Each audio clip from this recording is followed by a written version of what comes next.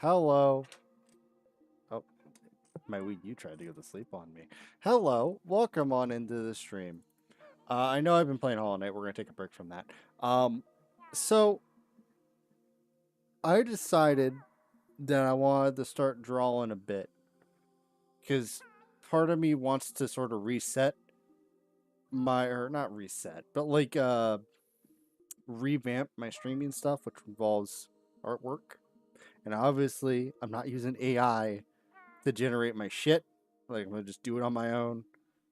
And plus, art drawing, I think, is a good skill to have, at least for me. So that is what we're gonna do. Um, but becoming good at drawing takes time and effort, which I have not done. Um, so I thought I could stream me learning how to draw by Nintendo teaching me how to draw with their art game, whatever the fuck. So yeah, we're gonna be playing Art Academy today. I have my gamepad, which is not getting recorded. So all that's getting recorded is the top screen. So 3D or not? Yeah, 3D printers having fun. So all that's being recorded is the top screen currently, but you'll still be able to see what I'm doing. You just won't be able to see the tools I have accessible to me. I think, if I remember this game correctly. I did. I think the first two lessons when I first bought this game, I just, as a heads up, when I bought this game was when the Wii U shop was shutting down when I was doing mass buying. Um, so I didn't get very far. Uh, so obviously we're gonna go through some lessons. I don't know if we're gonna be able to get through more than one today. Um, so obviously we're gonna start with beginner because I am a beginner. And I have 3 courses unlocked because, like I said, I already did the first 2 a while back. So we got tomato, we got apple, and then we got a lily. And then the rest are currently locked. So, you know. So I think we'll just get in. Oh, wait, it tells me what it was. So it doesn't. Okay, so strawberry is 3rd. Egg is. Why is. Oh, never mind. There's a landscape. I was going to say, why is there only one thing that's not a fucking, like, food? Alright. I'm going to say I'm going to restart, obviously, since I haven't streamed it. And it's been a hot second since I've drawn my tomato. Actually, isn't it? Can I find wherever the fuck my artwork was? We're not doing a save session. Portfolio. I think that's mine. Is that mine? I think, yeah, that's my tomato that I drew when I first did this. Did I really only draw the tomato? Where the fuck's the apple? What? Where's the apple? I lost the apple. Oh no. Oh, there's the apple. There's an incomplete apple, it seems. Okay. Anywho, let's draw a tomato. Let me draw a tomato. Tomato time.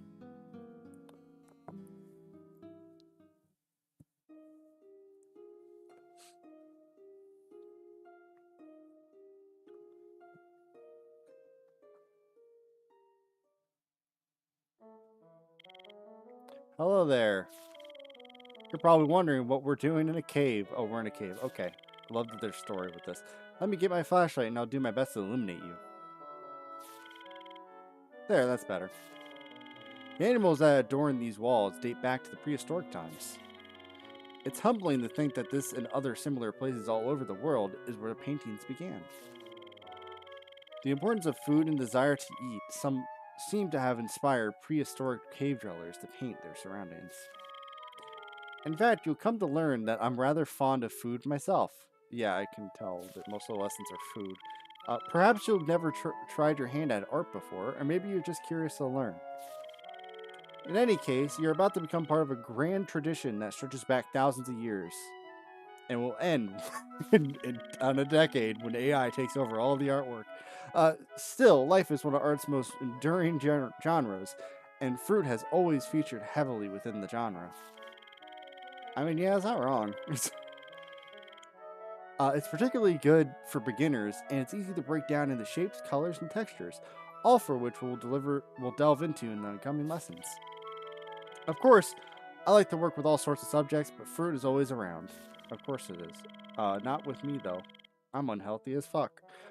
Especially in my garden. In fact, my tomatoes are just about ripe enough for us to paint one today. By the way, my name is Vincent, but you can call me Vince. I live here in my heart, in the heart of the English countryside with my dog Bacon. You are, There he is, waiting patiently at the door. He knows we're about to go inside and start today's lesson. That dog does not look happy to see us whatsoever. It looks like he shat on the bed before we got home. That he kind of looks like he's doing like a guilty look in that doorway. Shall we? Oh, dog, you gone. In stage 1, we're going to sketch out the outline of the tomato. Okie dokie. Painting drawings begin with the first observing the subject matter and then deciding on how best to commit it to the canvas or paper. I thought pastels would be a good medium, and I've chosen some colored paper for us to use. Colored paper, oh man. It's good to practice to begin with a quick, loose sketch like this before you start blocking in the big areas of color. Don't try to do anything too complicated. All we need is the outline of the tomato, the oval of the cast shadow, and the suggestion of a stem. Notice the humble tomato is not by no means perfect spear. In the cross section, you can... Okay, yep, this is how they draw a tomato. Believe me, at my age, you'll get to know all about the lumps, bumps, and flattened bottoms. Okay. Before we start the sketch, we'll turn to the grid. Help us place everything. Just tap the highlighted icon on the gamepad. Tapped. Now we're going to select the corner of the brown pastel. The highlight on the gamepad. Pastels. The brown.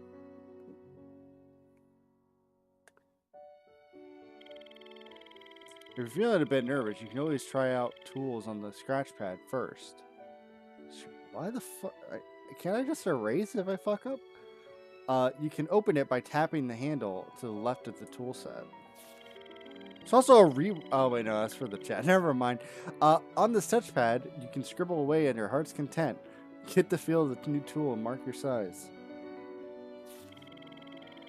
Okay, we're ready. Now watch how I sketch the outline. Oh, he's sketching. He's sketching. Mm-hmm. I feel like there's supposed to be sound here. So the sound is coming from the gamepad.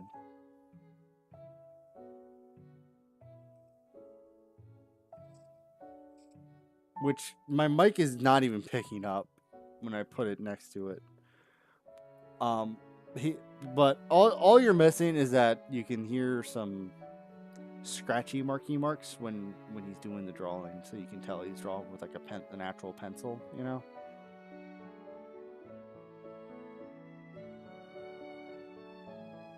Okay. As you can see, I'm carefully judging where to put the first few marks and making sure everything lines up nicely with a grid. Now you're ready to start. I'm ready to start. If you want to open the toolbar during the lesson, tap this icon at the bottom corner of the gamepad. Got it. Okay. Right there? Nope. Still learning tools. Okay. When you finish the step, open the toolbar and tap the next step icon. Let's just do this now for practice. Next. Good. Now it's your turn to draw. Just tap next to call me back. Okay. It's time for me to draw. Oh, does it not show me? Oh, it doesn't. Uh-oh. Uh-oh, Spaghetti-O. Oh, TV image. No. Okay. Yeah, now it's showing. Okay, so it's showing it. The problem. Okay, well, first off, where's my eraser? Oh, undo. Nope, damn it. Eraser, please. This eraser sucks. Is there just a white button? Options. Clear. Yes. Okay, it's been cleared, and you can see where I'm drawing. So the problem is now that I can't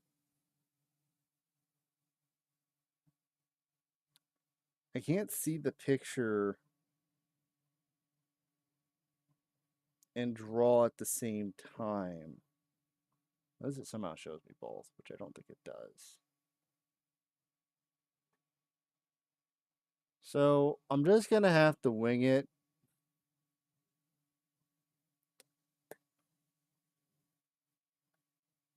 And hope for the best that I know what I'm doing. So I guess good luck to me. We're going to draw a tomato. So obviously there was a circle thing, which there's also no music, so I'm gonna get that actually started real quick before we continue. I was expecting there to be music while I'm drawing, but no, it is just dead unless it's on the gamepad. I don't hear it on the gamepad. How to make pickle Pepsi at home for free. Yep, that is what I want. Shit, did I really not? I must have did it on my main. Yeah, I must have did it on my normal account then. I honestly thought I would have played it on the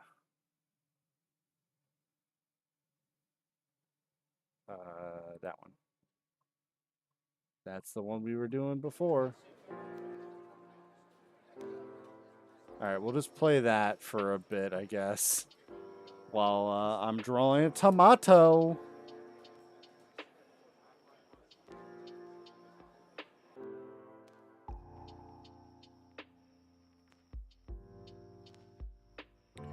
You know, I just realized I could just take a picture of the tomato and just have it somewhere. I mean, why don't I just do that? I'm being stupid. First off, we're wiping. Okay. And then I'm going to change the image to the tomato and take a screenshot. So, snipping tool. Boopity boop boop. There we go. All right. I've got my tomato up on screen for me. Put the stylus. So now I can bring up my drawing. There we go.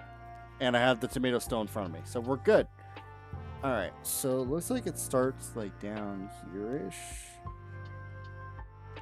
Yeah, I was going to make a much smaller tomato. I'm going to be real. That was my plan.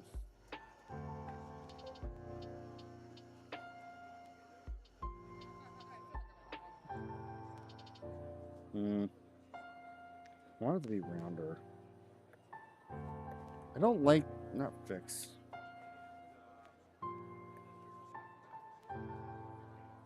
I forgot where I started. Right there.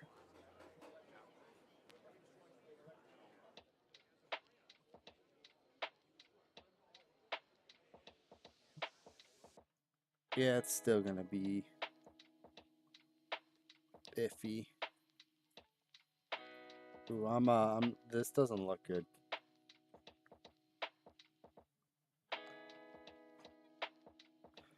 I think I was honestly better off without looking at the fucking picture.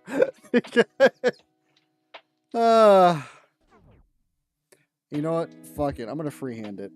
I'm gonna minimize the picture just so I don't even have the option to look at the picture. We're gonna freehand this stupid tomato.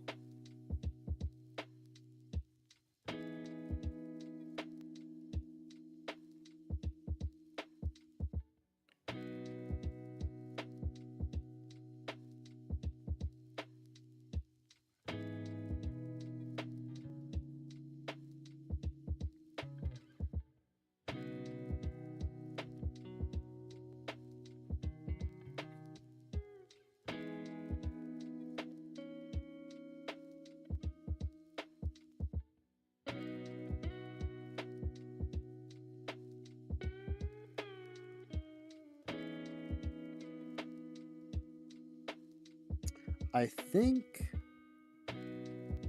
this looks more like an outline. Shit. This looks more like an outline to an apple than a tomato. Okay, I do like. I think that's a decent outline, even though the size is very wrong. But we're just gonna deal with it. Okay, so then we need a stem. And the stem is kind of looking at us.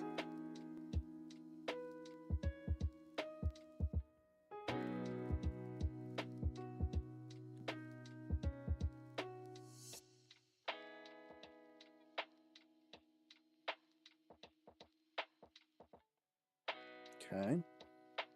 We got our stemmy stem, and then we got some leaves to do.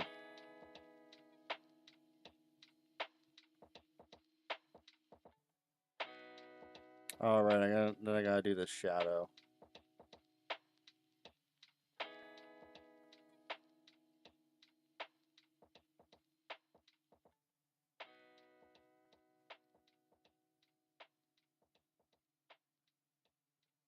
I didn't mean to color that, but whatever.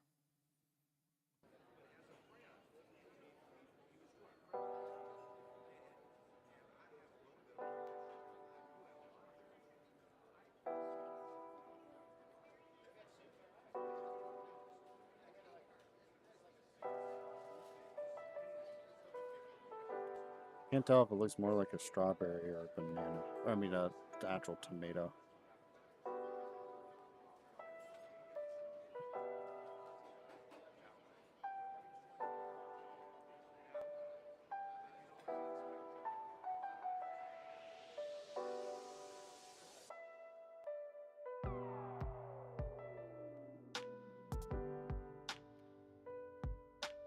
Did I need to color the shadow in? Did he color the shadow in? No.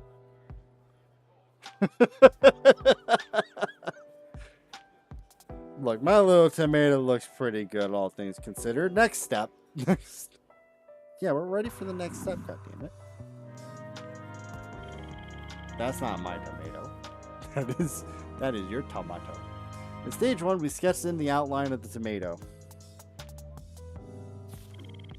In stage 2, we're going to begin the coloring the body of the fruit. As you can see, our tomato is bright red.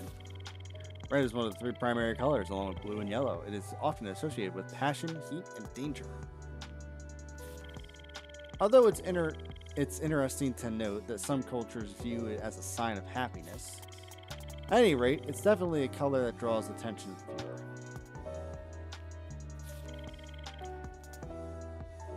There's too much music. I gotta pause it every time I get to a new lesson, or I gotta find a setting to turn off the music in the game.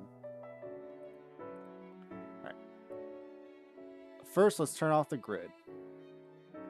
Grid turned off. Now we can select the red pastel. Oh, you want the big red pastel, okay. Now watch me block in the body of the tomato. Just call it color. You're coloring it, okay? It's not that complicated.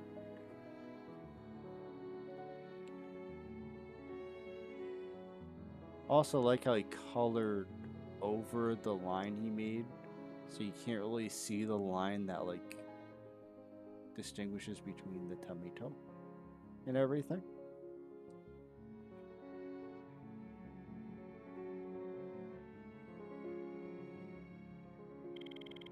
This should be pretty easy, so have fun with it.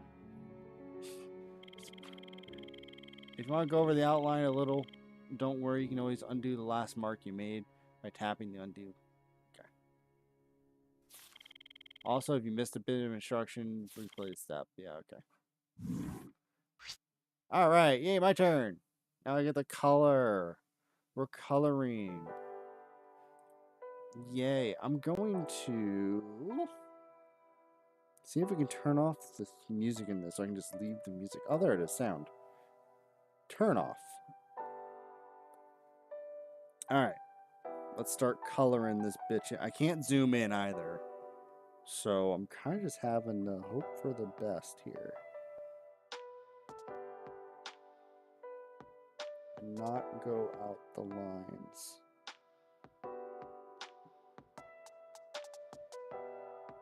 The main problem is going to be those stems. The stems and the edges are going to be the main problem in terms of coloring this thing in.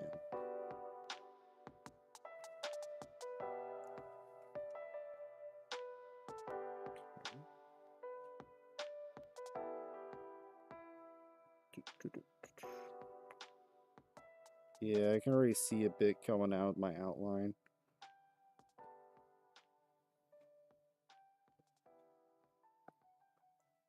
Alright. I guess we'll do the hard part real quick.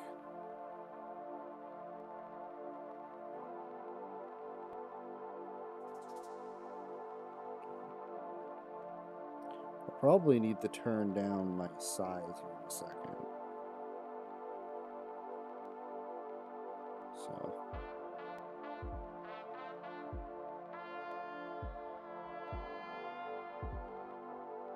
To get like fine.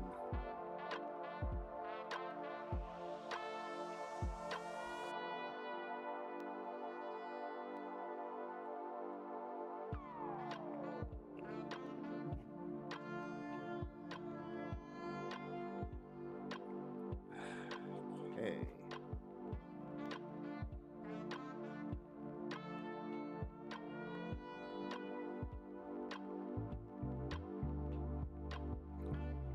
Do you think any like AI artists like stream themselves like typing out prompts to make art?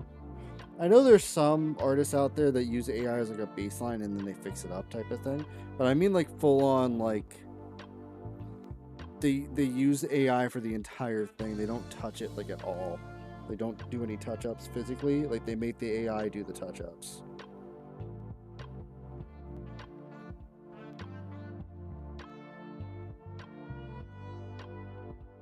I'd be curious if someone was like that stupid, being like, I'm going to show you how I make my art, and they'll just come on and be like, let me like type up some prompts here.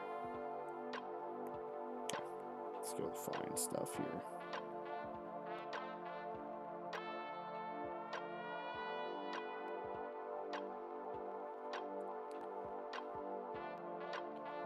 May not be able to zoom in, but I can move the gamepad up to my face at least.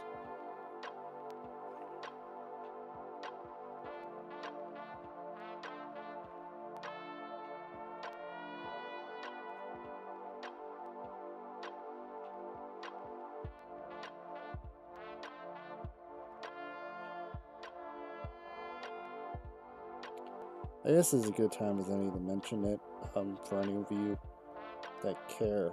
I did add channel points to the channel for Twitch specifically, not YouTube. And I've added a couple of things on there. I know one of them's like a reset game. One of them's I can't curse. One of them's that's all the red I have. So, and it ain't perfect yet. Hold on. Okay, it's there. Like you ban a specific word from me saying it, that type of stuff. Shit, I overdid it.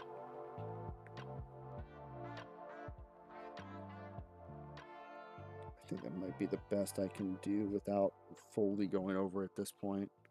We're gonna say next step. So yeah, if you want to check it out, you can. I know the picture for the points looks like almost a piece of shit, but it's meant to be fish feed. So just a heads up. All right. So now do we transform this something somewhat boring red shape into a ripe juicy tomato? The answer is to give it form. This is achieved by adding darker and lighter colors to the body of the fruit. These changes in tone are what prevent the painting from being dull and two-dimensional. If we remove the color from our tomato, we can see that it's a three-dimensional object. This is because we have a good tonal variation. Without good range of light and dark, your artworks will be flat and meaningless to the eye. Let's pick the side of the dark red pastel.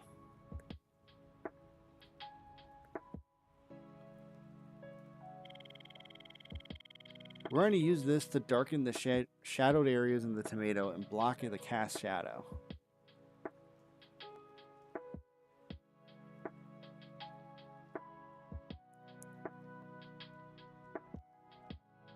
Okay, so under the stems, the right side, and then the shadow.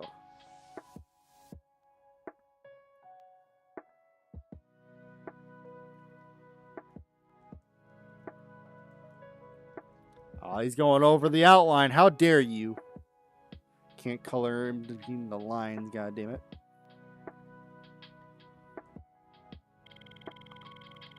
Use this pastel with light, sweeping curves to follow the shape of the tomato. My turn. Okay. So...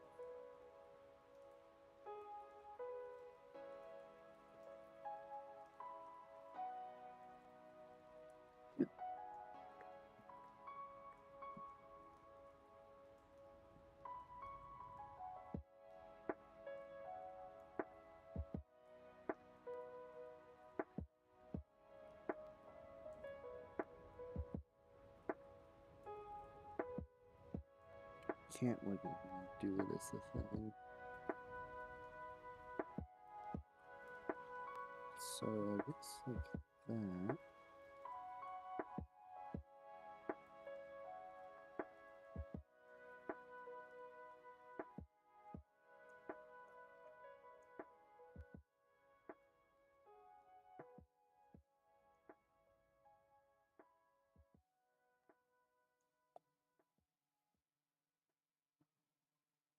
I don't know if it's meant to be this dark, but we're making this dark.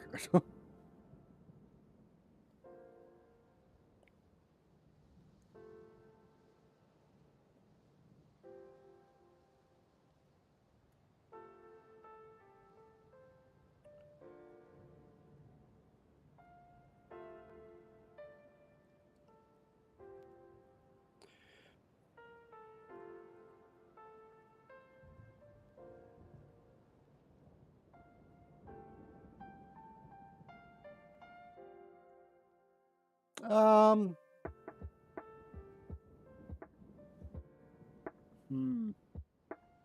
I don't know if I need to add the shade anywhere else. It kind of looks off. I made the shadow fucky. I fucked up the shadow.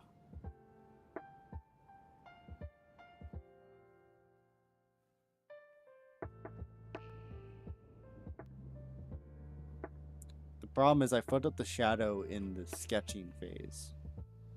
I'm not wanting to go back to that at the moment. So I think I'm gonna just leave it there. I think that's pretty good. For what, accounting for the fuck up, I think it's pretty good. Because the skin of tomato is reflective, it picks up light from the surrounding environment. Our tabletop is yellow, and so-called bounce light can be seen on the skin of tomato. Let's get the side of the orange pastel. To create the effect of bouncing light, we're going to use this orange on the underside of the tomato. And also across the bumps at the bottom. At the top, which are also known as shoulders. Okay, so that's probably the lines he drew in the sketch phase.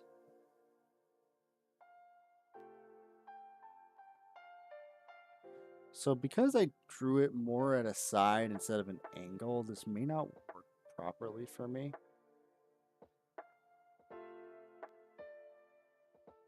I mean, I'll see what I can do. You did on the shadow too. Okay. Okay. It's subtle, but this is an important step to bringing the realism of a tomato. Also reached the middle of the lesson, so now it's a good time to save your part. I'm not saving, we're one-shotting this, goddammit. To do so, open the toolbar, blah, blah, blah, blah. Yeah, I know how to save. Yeah, it's not an angle. I guess we'll start with the shadow. Seems like a good time as any to start with the shadow, I guess.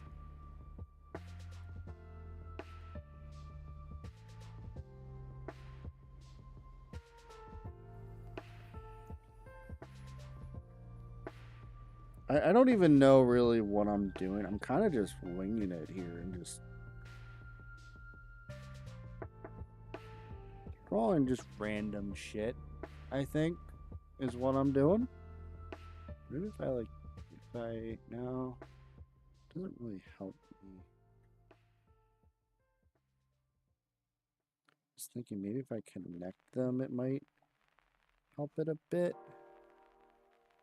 Eh.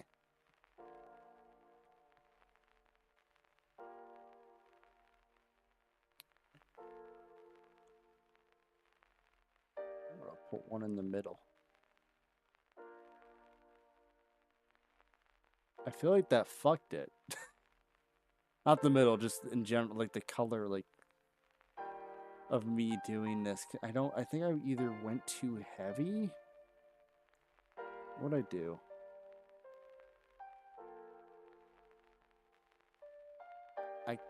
No, he didn't go that. I think I want to redo this. No, I don't want to do a blank canvas. I don't think I can undo it.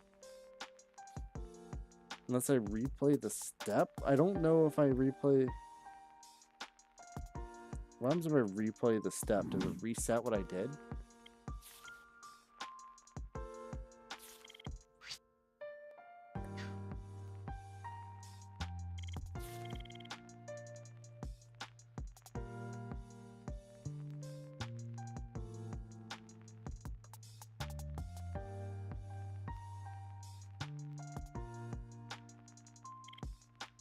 I hope this wasn't a waste of time. It was a waste of time. Okay. Well...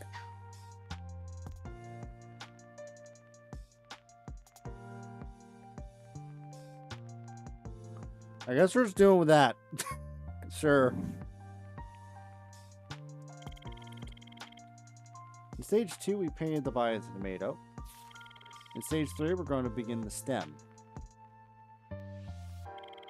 Okay, our tomato is coming through together nicely. Now we need to give the stem some attention.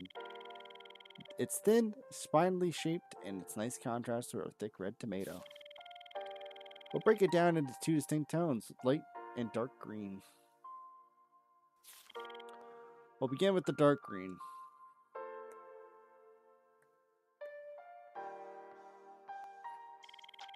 As you paint, I want you to think about the direction of light and how it's creating the dark greens area around the stem.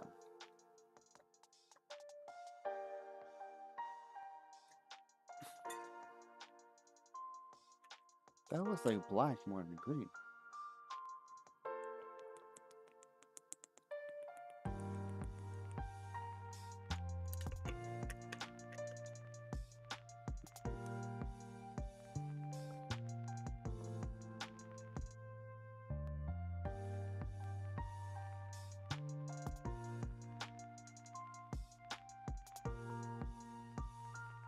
It's on the black. And you're back down at the shadow again. Also put a stroke of dark green where the bottom tomato meets the cast shadow. I couldn't resist. It was too good, too good. It was so good against the bright red.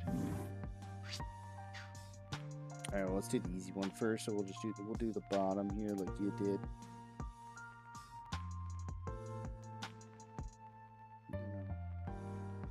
Just like you did. There we go. Alright, now we gotta do...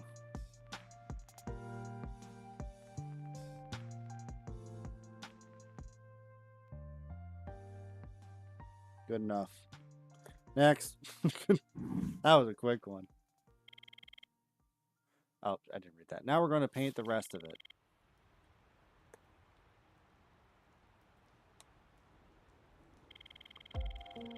Technique is to drag the light green pastel across the dark green so that you get a nice transition between the two tones.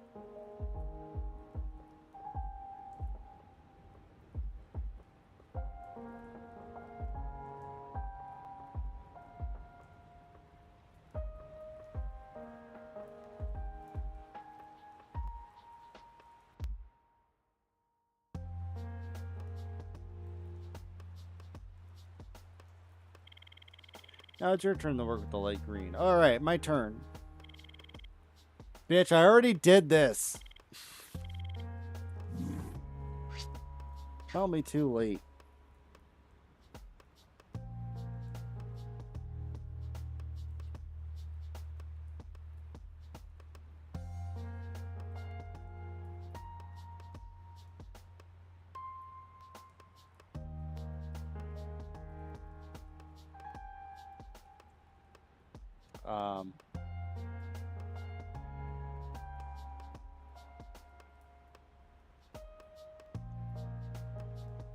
Sure. I like how the start of it was like, oh, I'm getting there, and then now it's just progressing downward a bit as we get more complicated. In stage 3, we painted the stem. In stage 4, we're going to finish off the tomato with smudging and highlights. The way an object reflects light is extremely important to an artist as it reveals the nature of its surface. On the right, you can see how differently the light would react if our tomato were made of glass. The brightest areas that reflect the light are called highlights. If we make them too shiny or too dull, the skin of the tomato won't seem realistic. I'm not going for realism, my guy. We'll start with the flat and light yellow pastel.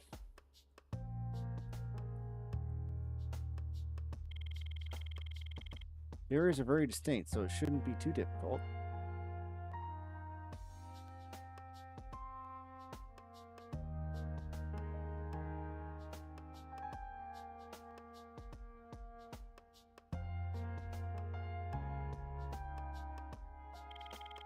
Did you notice how I added a stroke of color at the bottom left of the tomato? By the way, you need more information, go to the glossary. Okay. Alright, let's do it.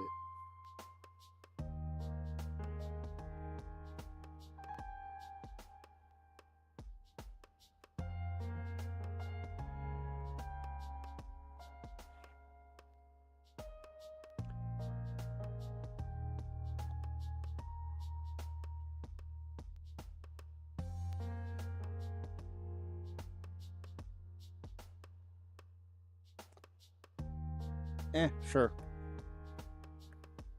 Next step. Now we're going to use the smudge stick to unify our painting as a whole. Go ahead and pick the large smudge stick now.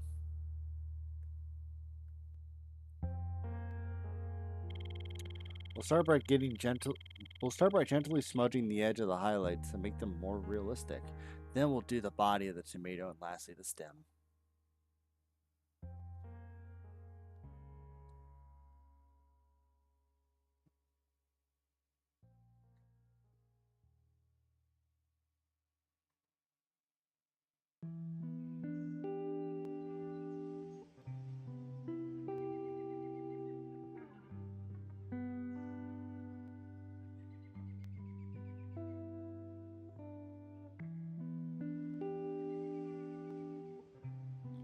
Maybe I can recover in the smudging. Maybe that's where I need to recover, is the smudging.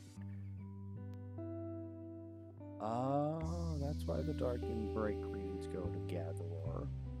That makes a bit more sense. You can smudge your painting in any order you see fit. Just don't overdo it and lose all the texture we built up. Maybe I can recover this.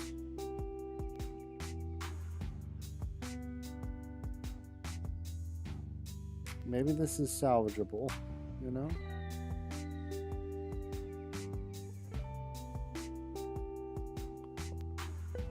Maybe, I don't know.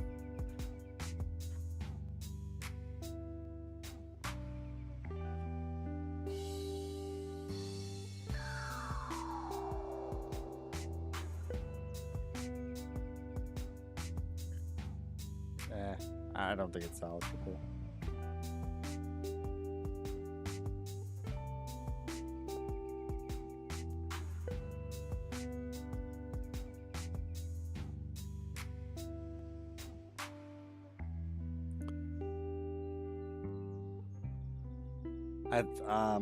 Yeah, this, all right. I think that's it. Finish off the paint, we're gonna add white highlights. Okay, that was not it. We're gonna grab the white pastel.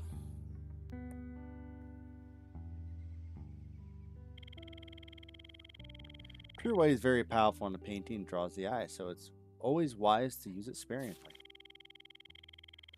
The tendency with reflective objects is to go a bit wild.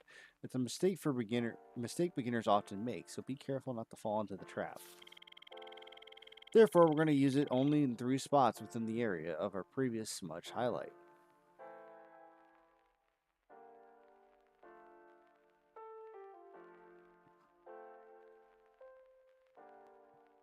Oh, it's just to add it to the highlight. I thought it was going to be like an outline for some reason, and not.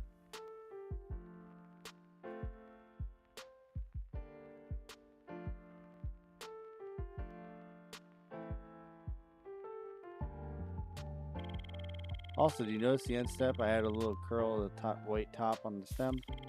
You can do that too if you like. Now a good time to zoom.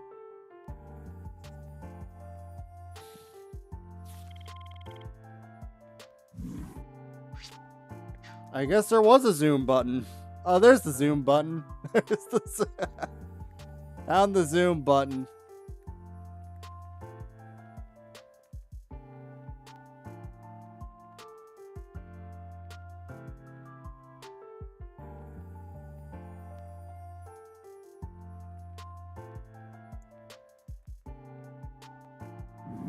That's the end of the lesson. Oh boy, I can't wait.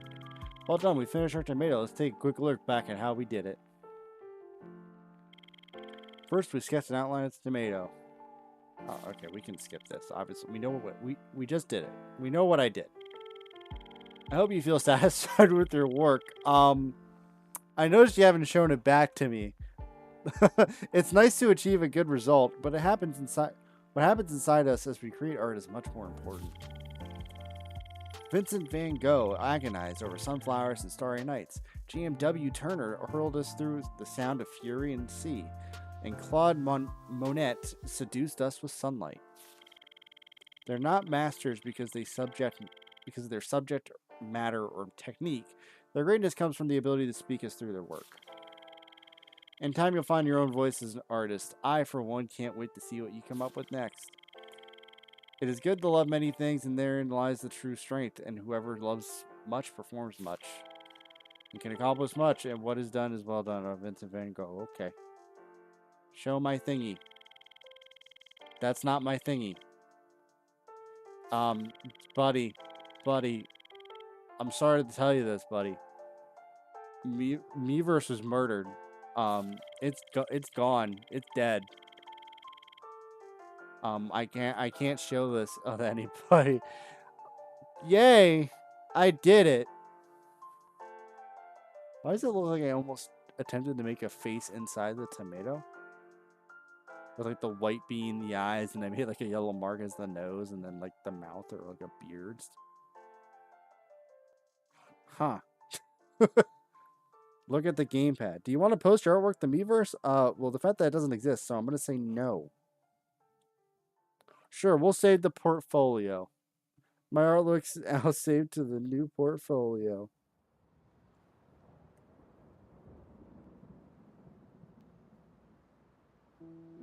I wonder if I'll be able to tell which one is from the stream and which one is from before when I first bought the game.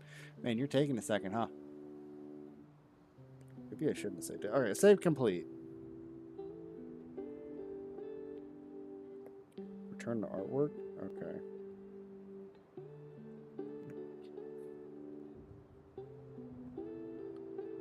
I guess because I already did the other two lessons doesn't I mean, I'll find out once we get to the third lesson. I was kind of expecting the lessons to just continue through. So. But that's fine. Next is an apple. Maybe that'll be easier. You know.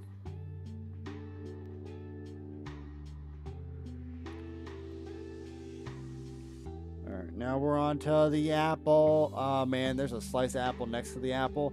Never mind, this is going to be harder.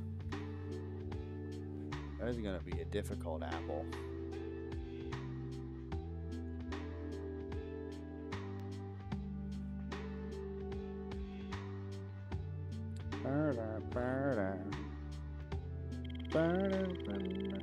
Hello there, I'm speaking in a lower voice because it looks like bacon is just about to nod off.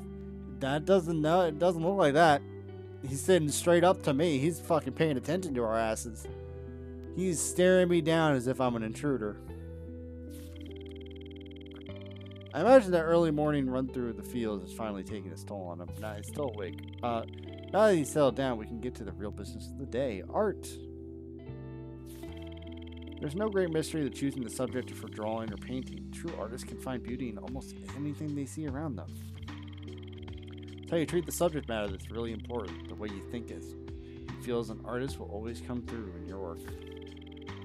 Prove my point. Let's take one of these apples from the counter. I'm just going to arrange it against a suitable background, and then we'll begin our drawing.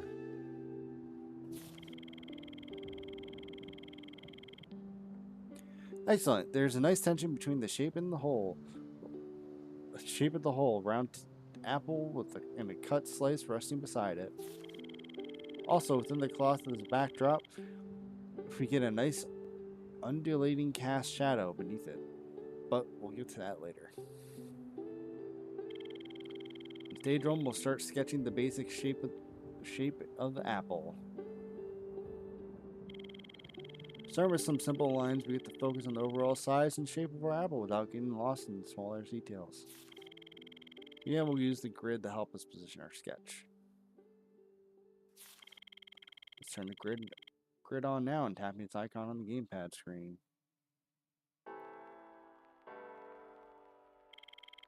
Excellent. Now we're going to focus the proportions of our subject.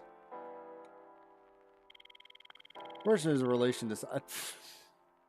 Fuck off. I know what proportion is.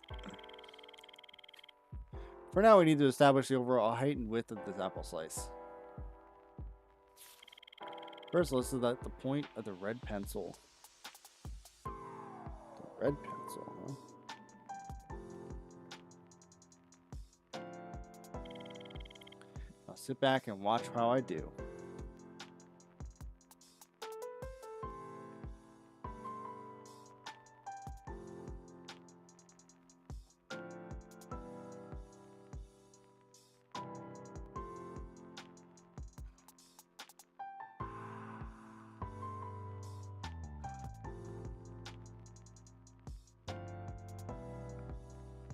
I don't feel like boxing in the round objects is a good idea for me.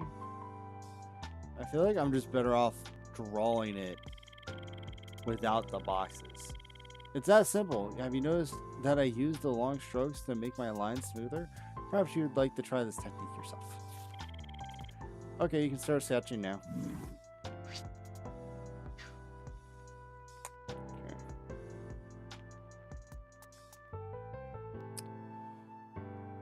So he wanted to box it. Fuck it.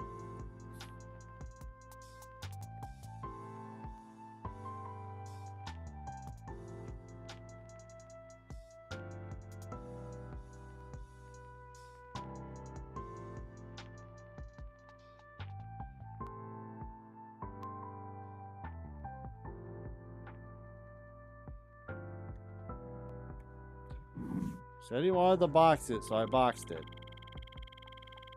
Now that the main proportions are right, we'll sketch some diagonal lines to join up the marks and finish the overall shape of the apple. We continue using the point of the red pencil. Just sit back and watch how I do it.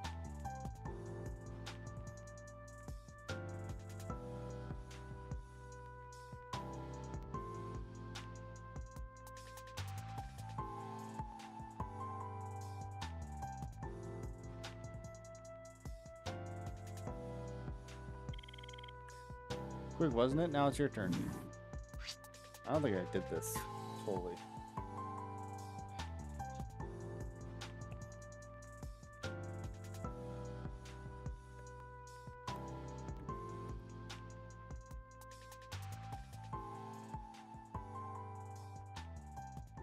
The question becomes, do I just straight up say fuck it and skip to the sketch? Or do I go by what he's doing? I'm going to say fuck it. I'm going to skip straight to the sketch.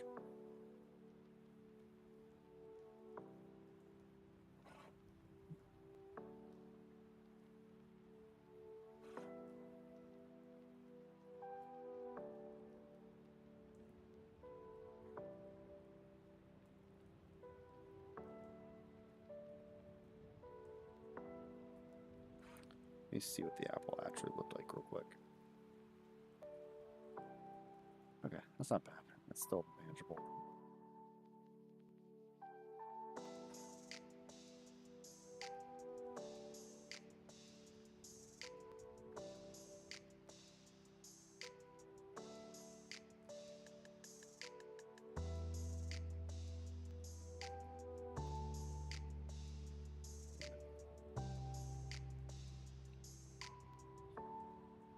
Butt up the edge a bit.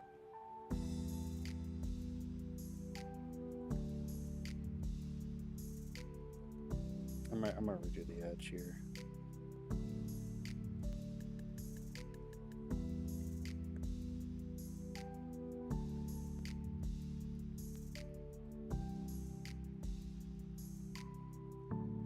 Alright, that's better. What way was the stem facing? Okay.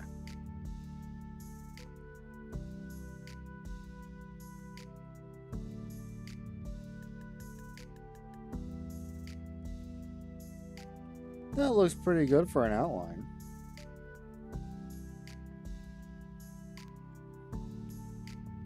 The outline is what I'm fine with. It's the details that fuck me up.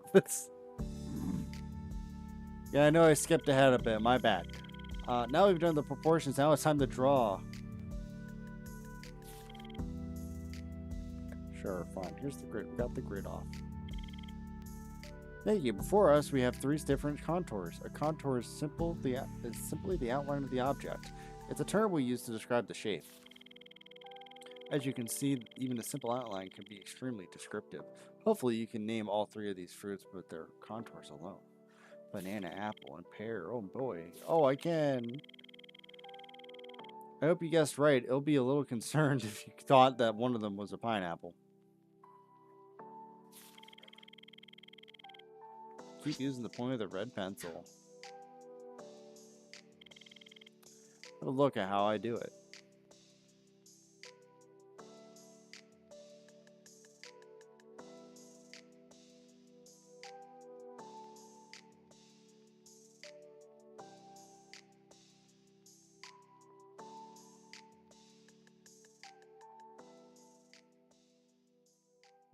Rounded it off. Oh, yeah, I forgot that there's a piece there. I forgot the skin of the apple. Like, what the like, how the fuck does it... That's so... I don't... Hmm.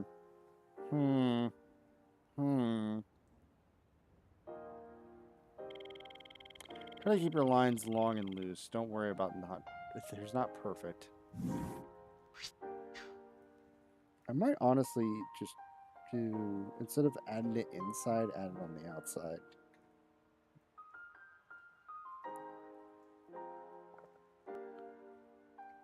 Okay. Yeah, I think that's good. I think me adding the skin might have fucked it, but you know what? I think it's fine. In stage 1, we drew the outline of the apple. Yep. In stage 2, we're going to shade out the drawing to give it some form. So far, we've drawn the contour of our apple. Now let's block it in and create the appearance of a solid shape. We're going to use a flat red pencil. Yep. I was already on the red pencil. Oh, sorry. I got to go bigger. I got to get a bigger pencil. Good. Now we've selected it. Let's shade in the apple. This will create a mid-tone, which will give us a nice base of the rest of the drawing.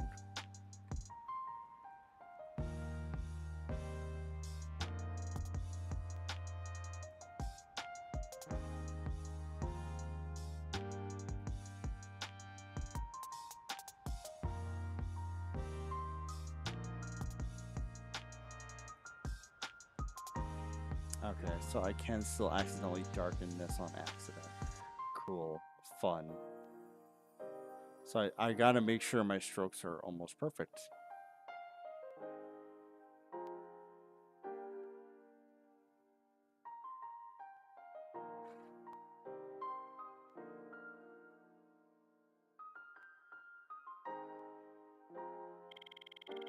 If you think it looks a little flat at the moment, don't worry, we'll add light and dark shades very soon. As you work, try to shade more heavily on the right side of the apple.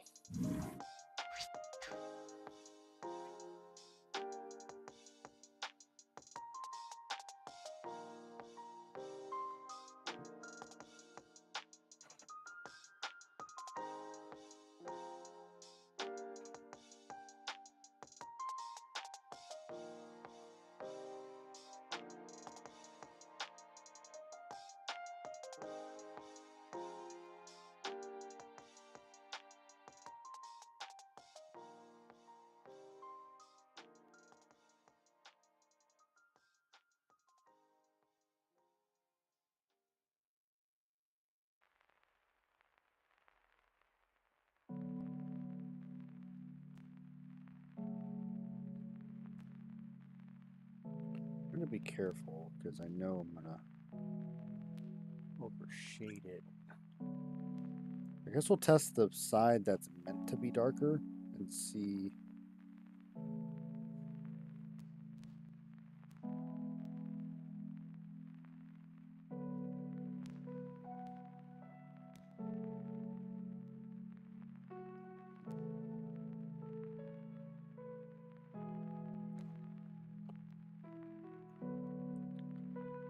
Nah, that feels like what... How dark can I get this? I can get that pretty fucking dark. Okay, so we'll do another... We'll try to get the entire apple to that color then. And then I'll darken that side with that.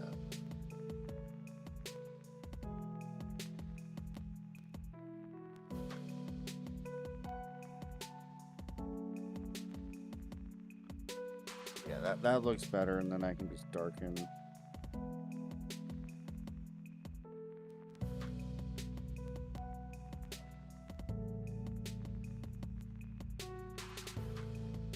I think the problem is coming from the iPad to this, like the iPad tools to these tools is a bit, I'll say jarring, I guess.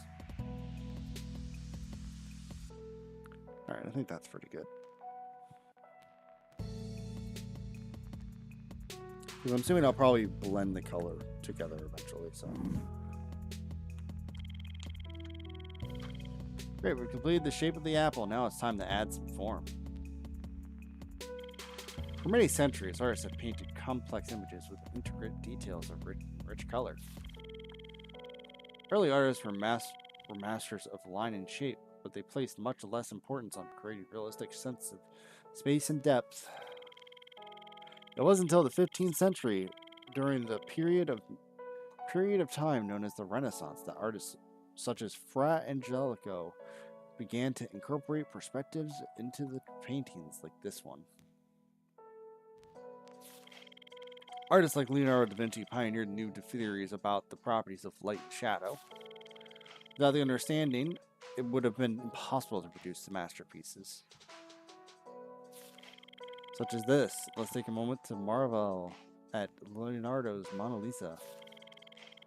Look at the painting of golden light, how it falls across her soft expression and comes to rest her gently crossed hands. There are many theories regarding her shy smile and the way her gaze seems to beckon. For these features, Leonardo used a technique known as Sfumato.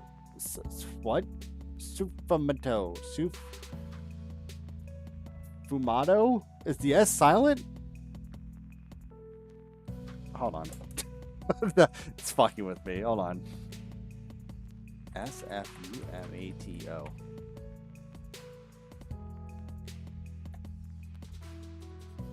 Is it? Is the S silent? It's not silent? How is it not silent?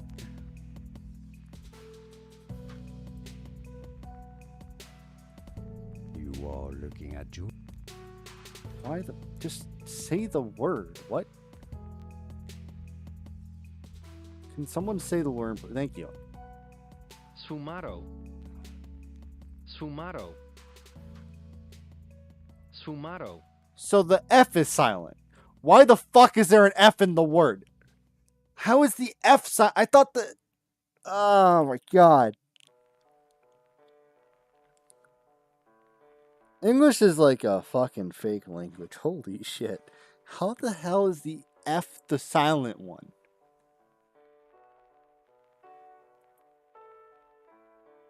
I get it's like Italian and like not like originally English, but like why the fuck? Fine. Fumato. Jesus Christ. For these features, we had already used a technique known as Fumato, which is described as painting without lines or borders. Why'd you make me draw lines and borders around the fucking picture if you're going to teach me about not doing that? Whatever. The impact of these features would be greatly reduced were it not for darkness that envelops her face, chest, and hands. When dark light hits an object, a shadow is created on the side that faces away from the light source. This is called form shadow. The shadow also appears behind and below an object where the light is obscured. This is called cast shadow. In this step, we're going to add both the form shadow and cast shadow. If you're having trouble seeing where the edges of the shadow begins, try blurring your vision by squinting. Dude, I can just take my glasses off. It's not, I can... Oh, there, I can see the blur. It makes the shape of the shadow easier to define and therefore easier to draw. Let's get a 2B pencil.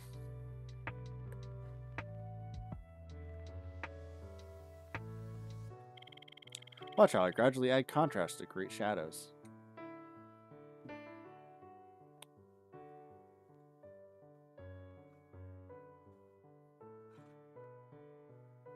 so you're just coloring in the darkened spots already.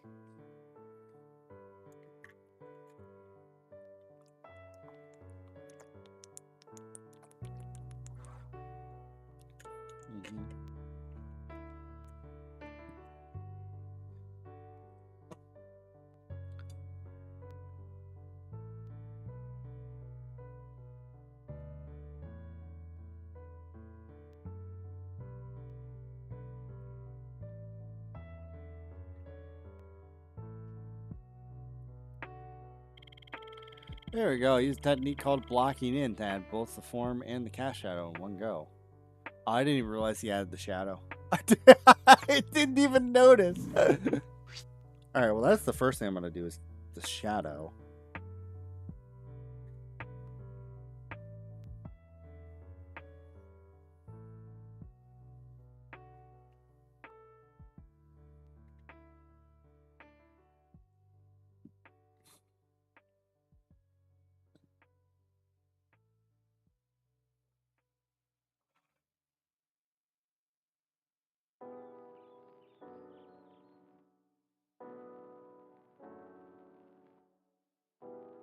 Shadow's been added.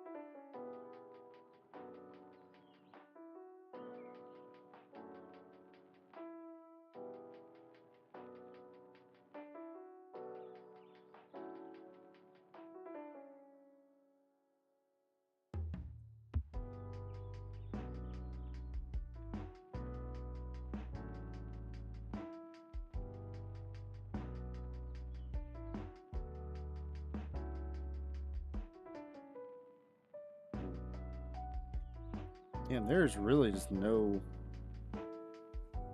like light draw with this pencil either. All right, I'm gonna do next step then because I don't really like that pencil. I know it's a fake pencil. I don't really like the pencil though. In stage 2, we block the midtones and the shadow tones. In stage 3, we're gonna add some final touches that'll really make our drawings come to life.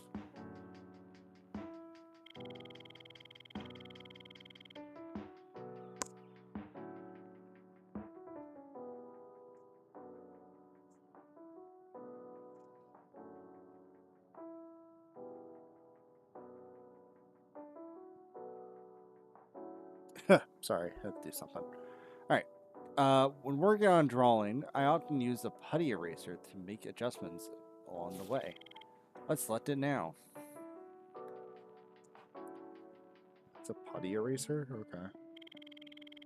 A putty eraser removes marks more gently than most erasers, which makes it perfect for refining your drawing.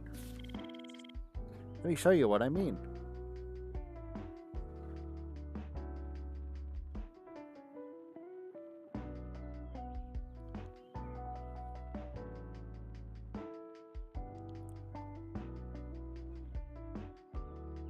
Wait, the gray was the stem.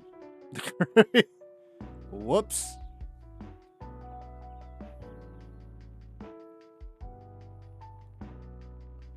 No, I feel like he would still do, there should probably still be some more color for the stem.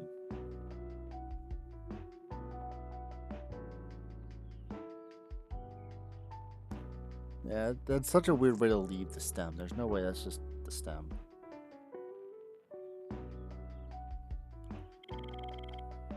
Try it yourself. Take your time.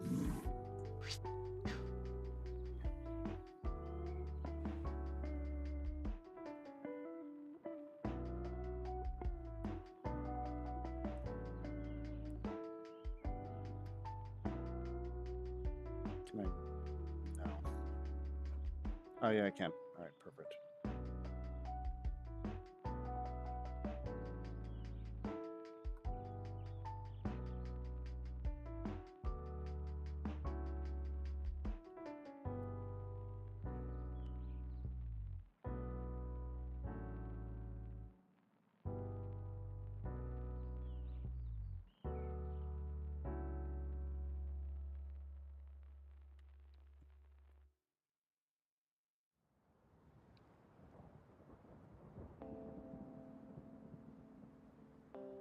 That's probably good.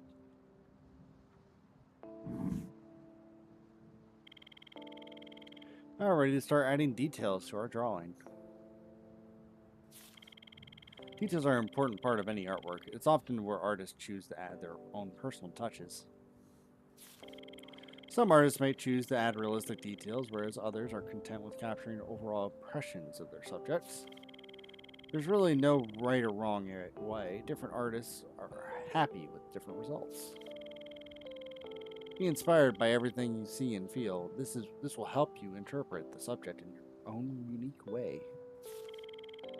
Remember, you'll learn how to bring your own personal touch to your artwork by trying out different techniques.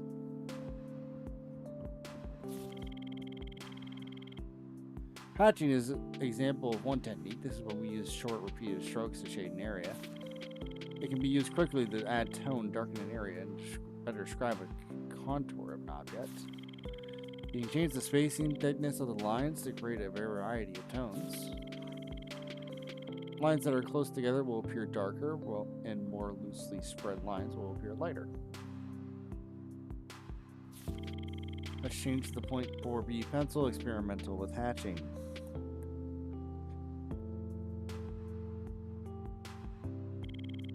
Watch as I hatch in the shadow, gradually build up the line of weight.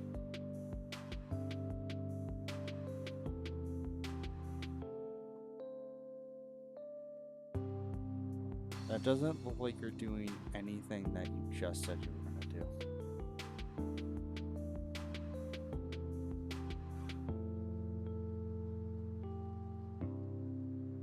And now I kind of see the hatching.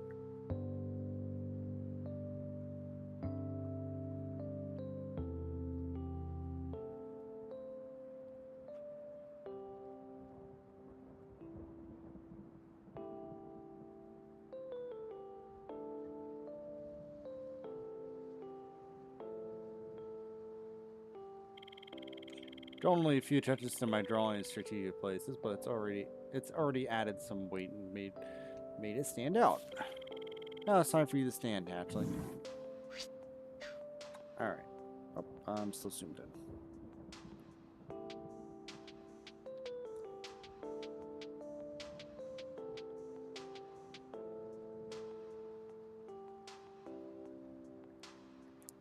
in. It said to draw lines. I'm drawing lines.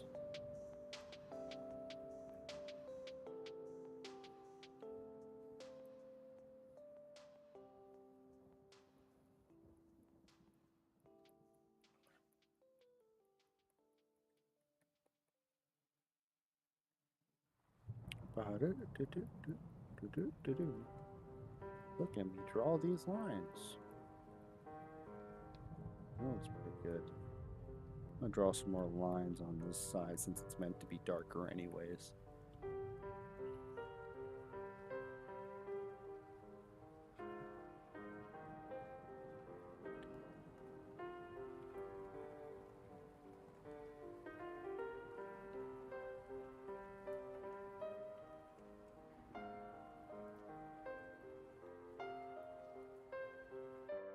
Yeah, it looks like an apple.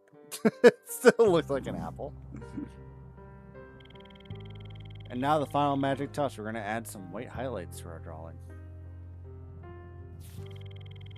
We built up our drawings starting with the proportions, followed by our contour and the form. This gradual development helps us see all the tones in the drawing without the need to focus on the brightest areas. Very close to the light is almost always the brightest. We call this the highlight. It helps us to identify which direction the light is coming from. The white pencil will provide an ideal solution for drawing our highlights. Its brightness is really shiny.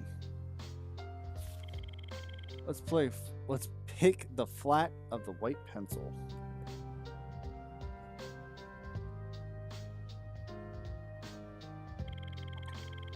Now I'm going to lightly block in the white highlights.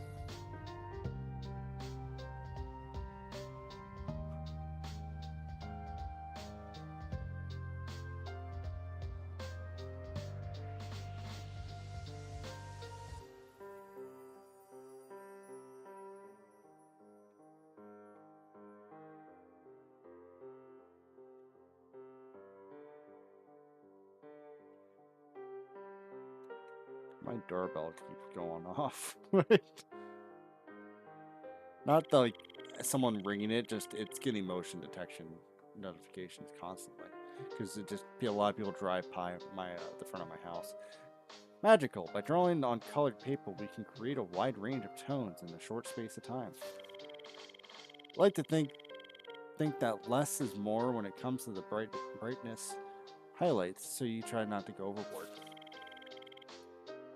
Time for you to add the finishing touches.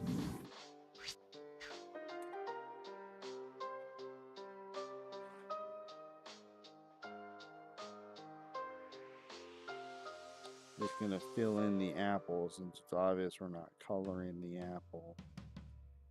Or the apple slice, I mean.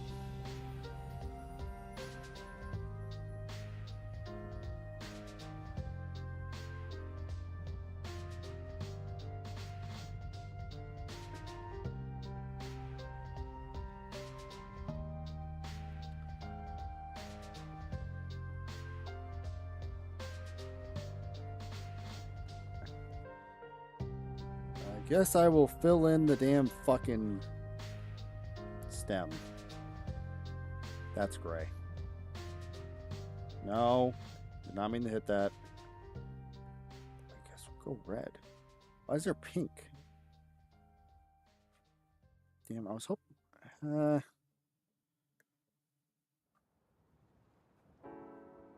that more of a brown? Because like I wanted that, but that seems to be more of a gray for some reason.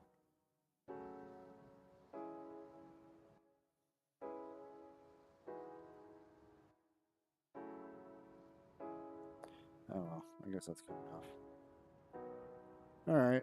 We'll call that finished, I guess. That's an apple. I thought okay, so the one that I saved must have just been the finished product I did. That looks good to eat.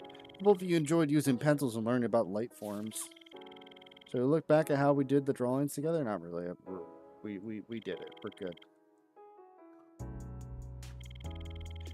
The natural world has always been at the core of artist subjects.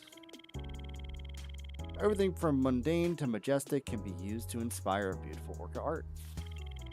In our upcoming lessons, we'll continue to work from nature while learning about a wide variety of tools. See you soon. Quite the apple. When I upload in the Miiverse, I will save the portfolio.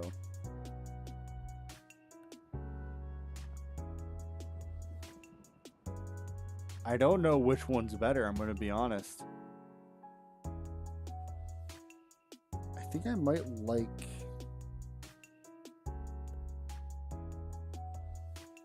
I think I might like the current one more than that one.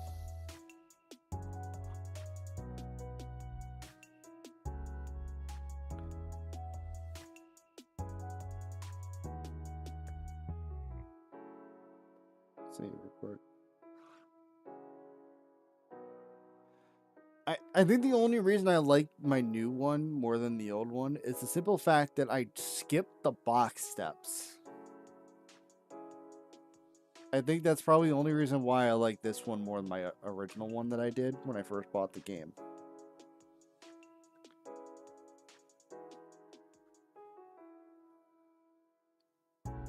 Because that other one looked very boxy to me.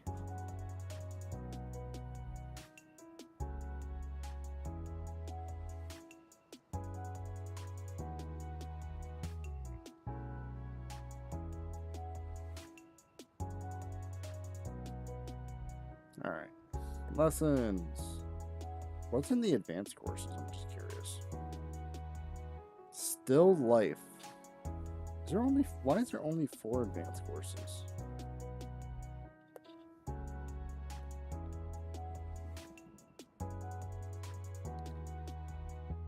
I don't know if I'm doing all the lessons tonight. I'm probably not. But it'd be funny if I did somehow.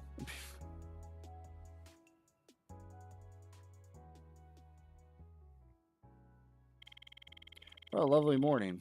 It seems my studio has grown beyond my cottage. It's often here that I find many subjects for my artwork. These lilies, for example, are ideal for our lesson today. Let's pick a few stems and take them indoors. Although they are simple in shape, their elegant tubular petals can teach us a lot about form. We've set them against a dark background and lit them with a strong light so we can try our hand at tonal drawing using charcoal. A tonal drawing is a single color drawing that simply focuses on the relationship between light and dark. It'll be a great exercise for today, so let's get started. Sage 1 will sketch the contour and shadow of the lilies. Take a moment to wrap our heads around the subject by sketching the proportions of the lilies. In previous lessons, we started with a few straight lines. We'll be doing the same here again. First, let's set up the grid. Now follow the highlights on the gamepad.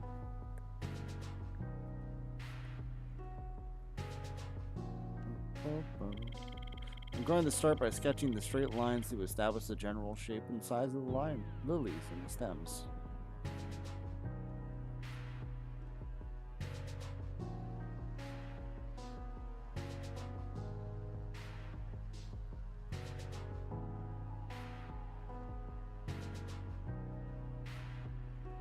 Okay, I'm gonna be real with you guys. I know I'm supposed to be learning, right? I'm aware of this.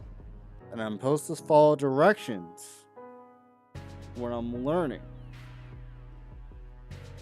I really don't like the boxing proportion step. I guess it could come in handy if you're doing like a person, then like you can like box the hand proportions and stuff, but like in this instance, I don't really like it.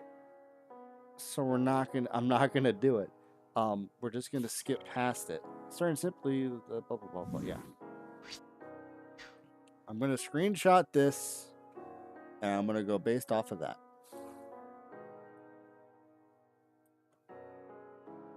Okay.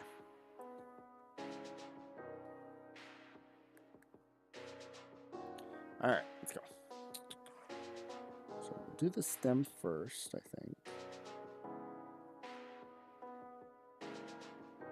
What other colors do I have? Not green. Okay.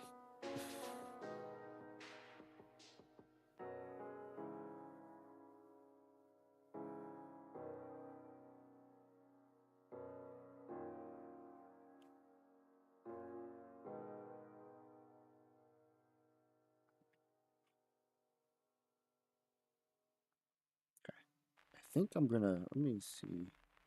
So it goes a bit outward, I think. And then goes like that almost. It like curves a bit, and then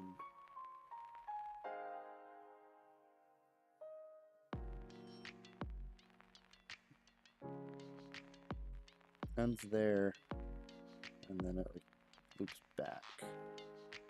And then there's an opening from there to there for that one.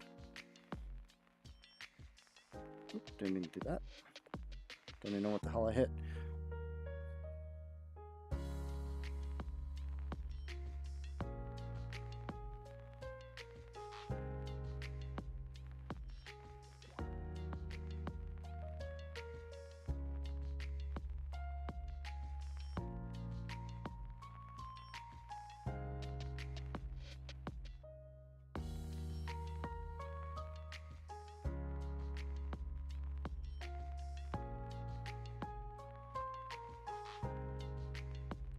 Problem is the flip.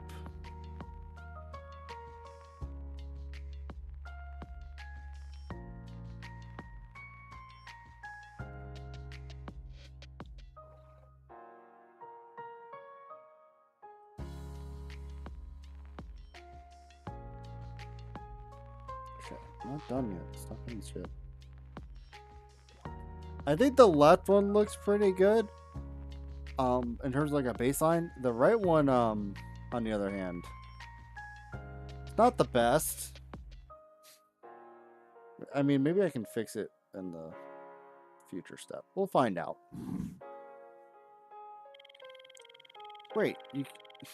Oh, shit, I dropped my stylus. Eh. Eh. Trying to reach it without actually getting up. Great. Do you see how even at an early stage, these flowers are strongly suggested by the sketch? Next, we're going to draw a more detailed contour by looking at the areas around the lilies. This is known as negative space. Negative space can give us clues about the shape of your object that may not have been noticed before.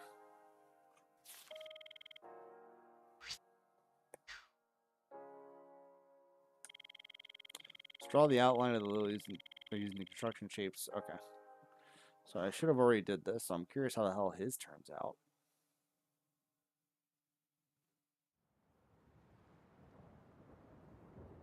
Alright.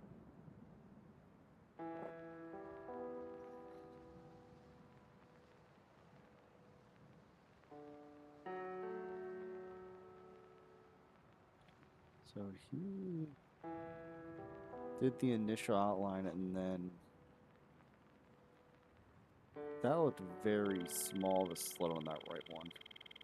Remember to keep your lines long and loose. Think about the drawing's well-proportioned flower instead of the perfectly accurate flower.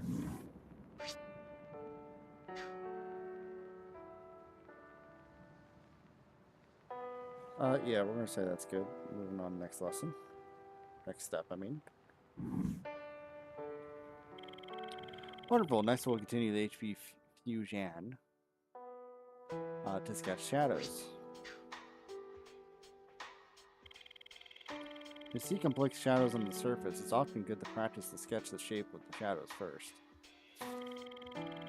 The initial sketch of the shadow shapes will help you to accurately shade them in. Let's get to that drawing now.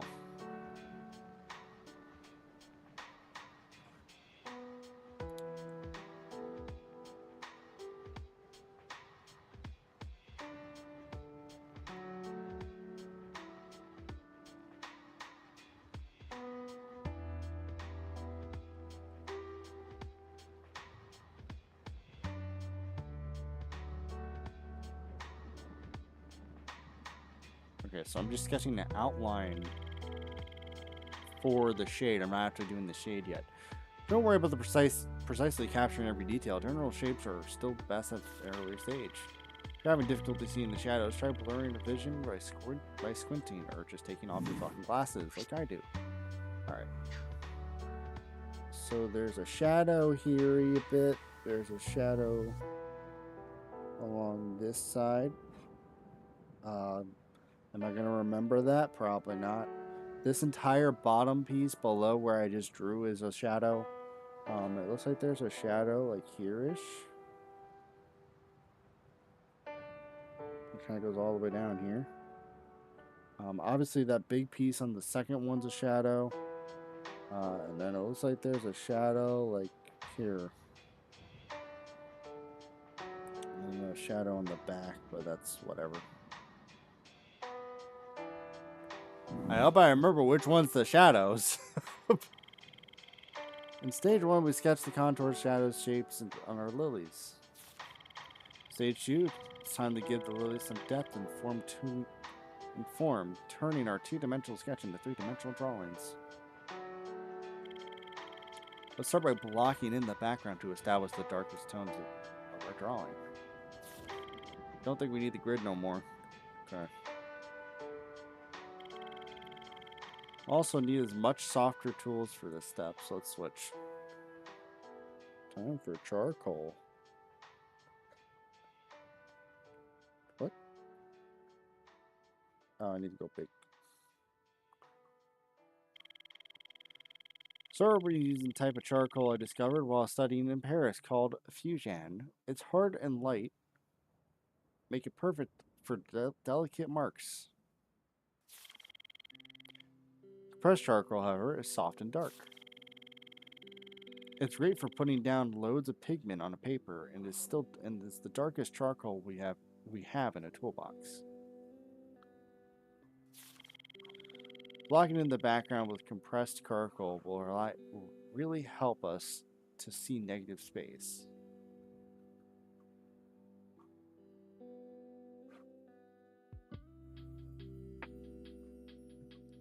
Why the are we coloring the entire surrounding? Yeah, we are. Okay. Huh. Well, I mean, a simple drawing like this can be called negative space drawing. It's like drawing the shapes of silhouettes. Alright, we're gonna be here for a hot second. Gonna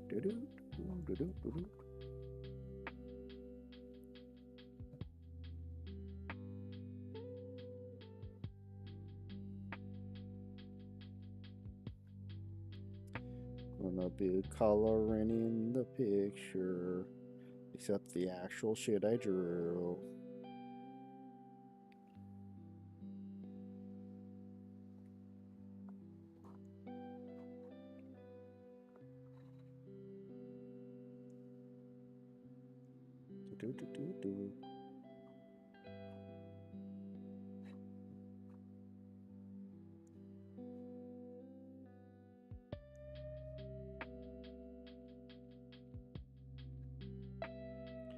I like I do get the basic idea of this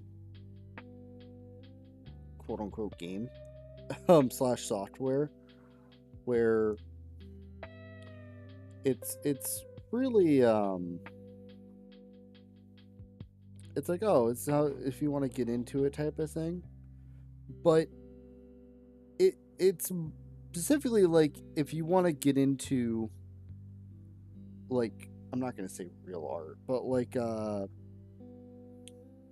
non-digital formatted art is, I guess, the best way to put it, where, oh, like, if here's how you draw with charcoal, here's how you draw with normal colored pencils and type of stuff, instead of drawing with yeah, and like charcoal, pastels, and colored pencils, and this and that, and not like a digital like form. Like when I'm using these materials and like some of the basic ideas I can use when I want to draw on the iPad, for example, but I can't use this for like when I'm drawing on the iPad, like I'm not gonna be using these type of materials. I'm gonna be using a different material. Like I get like, oh, here's how you do, like the first lesson was probably the best lesson for me in terms of like how they teach me how to do stuff, because like I'm not gonna use the proportion method or like the box method unless I'm drawing a full on character, which I rarely do in the first place. And then like obviously I'm not gonna have a grid on me when I'm drawing on the iPad. I'm sort of just I'm more like winging it on the iPad, honestly. So I'm just not too like I'm gonna keep going on it. Like I'm not gonna stop because I'm like this is useless to me type of thing. But it's just, I guess it's fine if you want to see if you're into drawing type of thing, but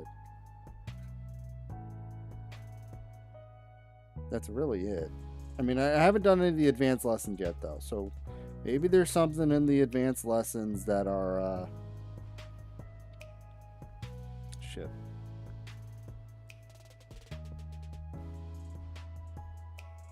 That are more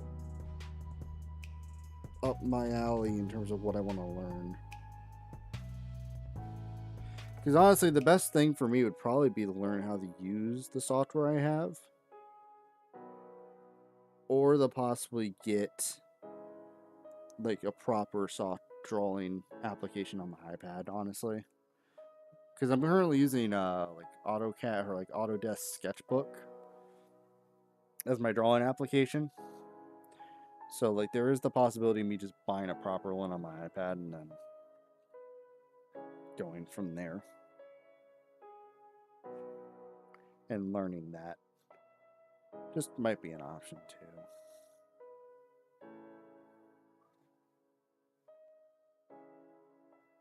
Are we colored in? I think we're colored in. Yeah, we're pretty colored in. I'm going to call that good.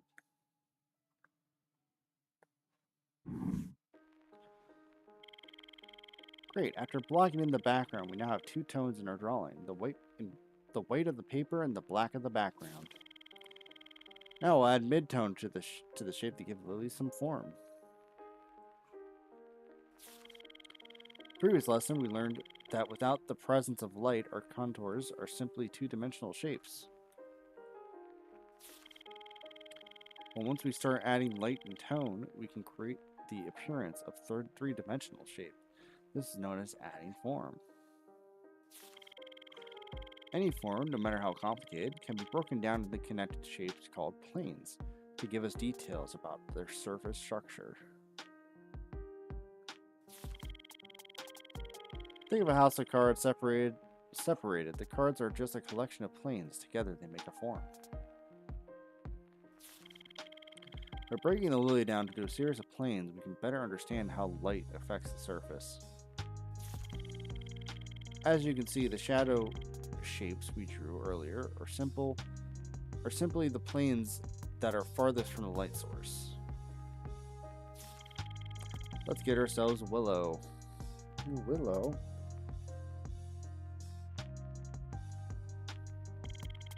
How to use mid-tone to shade in the shadow shapes of the lilies.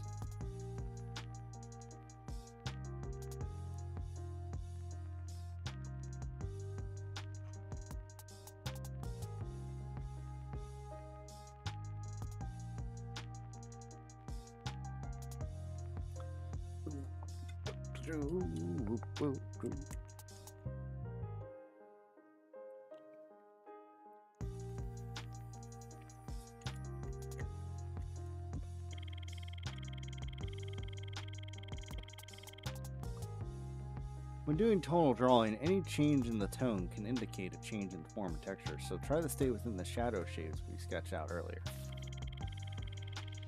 Take your time over this step. A little charcoal can darken very quickly, so use sparingly.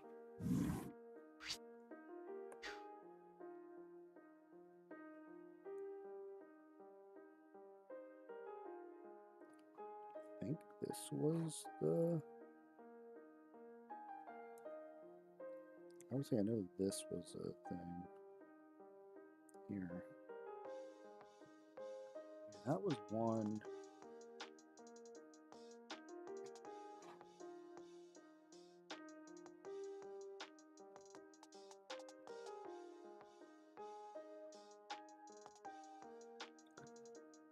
Okay, and then there's this one here.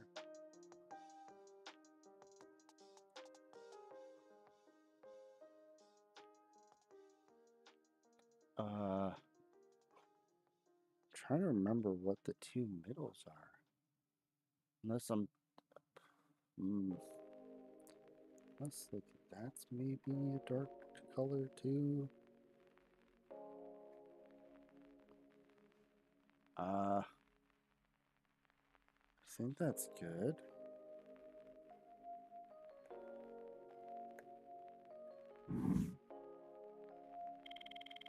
You notice that we're using the white of the paper for the planes facing the light source. Together, the white of the paper, the midtone, and the shadow shapes are starting to take the form of three-dimensional objects. Now we need to make our lily appear round and smooth, like turning the hard edges of the different tones into a soft edge of gradient. These gradients will help to create a sense of gently turning form rather than a collection of hard shapes. First, we need to decide which edges to soften. We can do this by squinting or blurring our vision. Did you notice that how we lost sight of the edges as the form turned away from the light? These are called lost edges. They occur when there's very little contrast between the area and tone. You'll find that against lost edges to areas of your drawing can add interest to your image and encourage the viewer to explore each area. A blending brush is a perfect tool for this. Just like when we paint, we can use the brush to push and pull alignment around the surface. Oh, a blushy brush.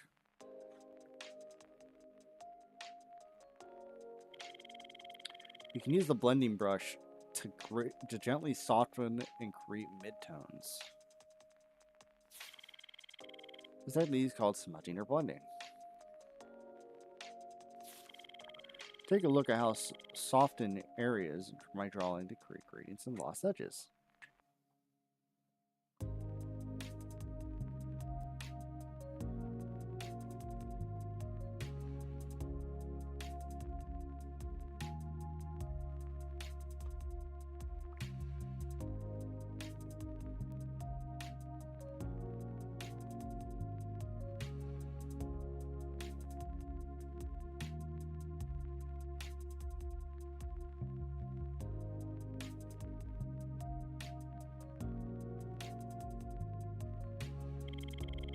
Be careful when blending. Repeated strokes can gradually remove pigment from the surface.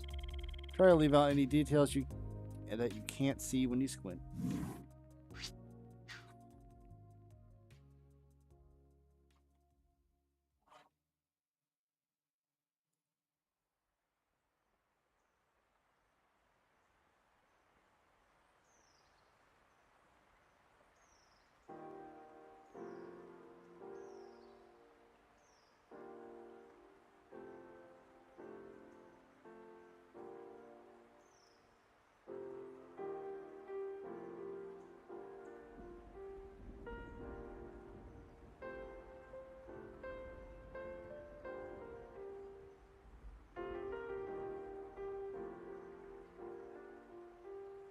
Probably good enough. I don't know.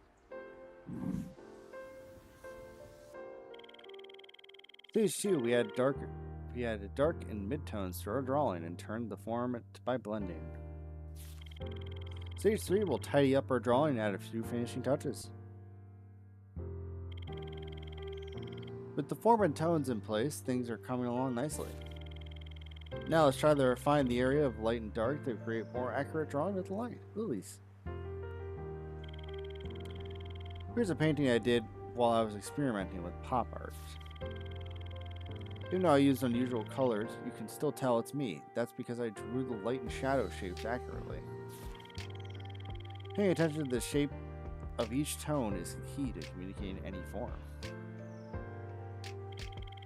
We're going to use the camoise of this. It's a delicate eraser that is great for gently manipulating charcoal.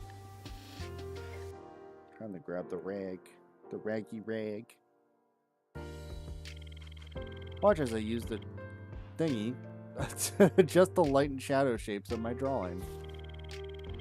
I'll resist the urge to create too many edges with my chart.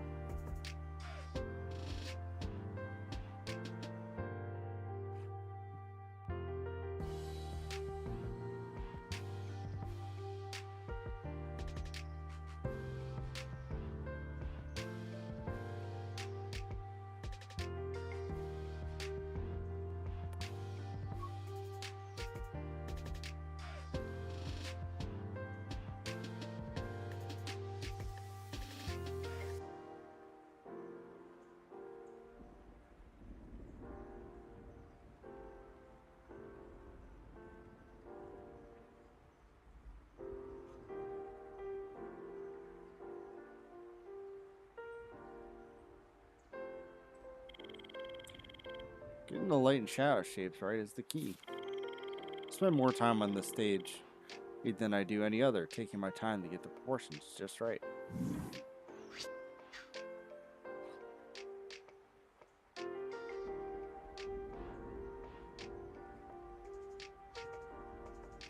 Is there any step after this? Okay, there's a step after this.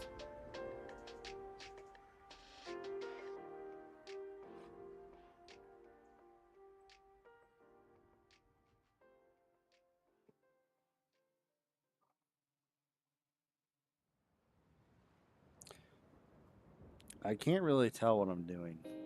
I'm gonna just skip to the next step. Now it's time the final accents of the drawing. These will be the areas that have the most contrast and sharpest edges, also known as the found edges. These sharp edges are often seen where there is a distinct change in tone and color, and they are very catchy.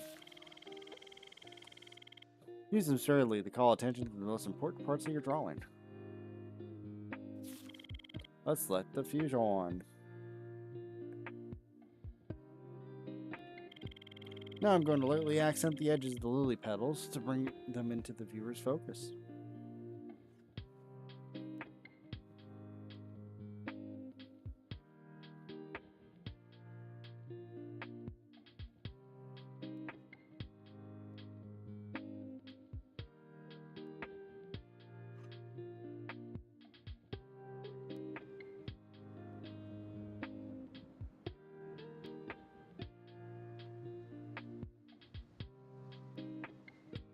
I kind of just want to finish this lesson at this point, as this lesson probably has the least for me.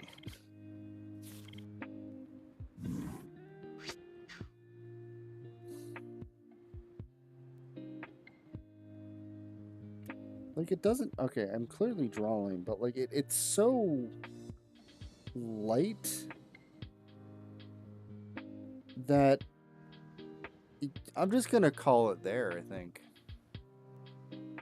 I don't like it, but I'm also, like... It's one of those things that I'm never going to use. I don't want to do charcoal drawings. I don't want to do black and white drawings. That's not what I want to do with art. There's no point in me like doing this lesson when that's not my focus here. We've covered a lot in this lesson. We learned how to break object into planes and how to turn the form using gradients. I also learned how to use lost and found edges to move viewer's eye around the drawing. Isn't it amazing how just a single color can create such lovely works of art? Next lesson, we'll look at how to use colors effectively, but it won't be long before we're ready to take our easel outside and try a landscape. See you soon.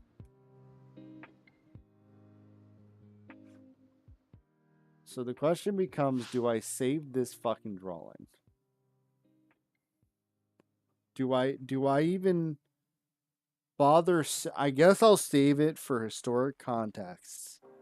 But I'm not hanging this shit on the wall. Like, this was probably my worst drawing so far. I don't even know why I said probably. It is my worst drawing this far.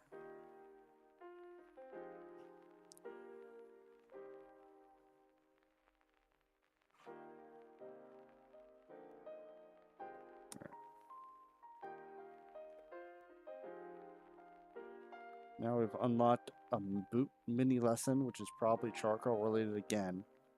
And we've unlocked the strawberry.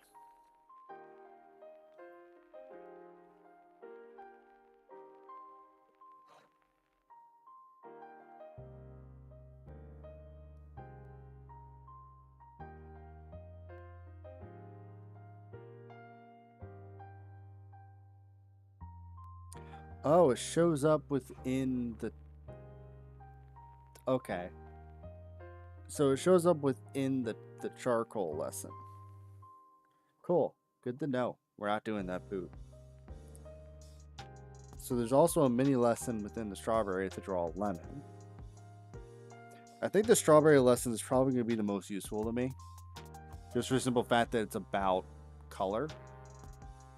So that might actually help me a bit more.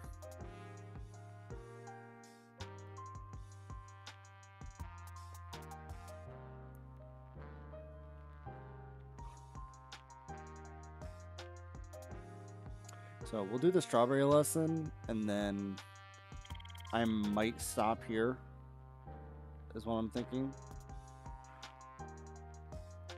So, but we'll see what happens. Welcome back to my studio. After everything we've learned so far, I think we're ready to venture into the world of color. Learning to use color is an important stepping stone in every artist's journey. It's one of the most expressive tools we have. I can hear Bacon's barking in agreement. I better go out there and see what he's up to. What's that you got there, boy? Oh, it's a strawberry. Hi, you brought us a restaurant. Its vibrancy will be great for our first lesson in color. Let's get it set up in the studio. Here we are, with such a striking subject, I think we should try our hands at pastels. Let's get started. Stage 1, we're going to block in the main colors of the strawberry. Working with pigments, you can mix almost any color from the three primary colors, red, blue, and yellow. These three colors are a foundation of an important tool called color wheel. We start mixing primary colors together, we create a new set of colors called secondary colors. Red and yellow make orange, yellow and blue make green, blue, red make purple.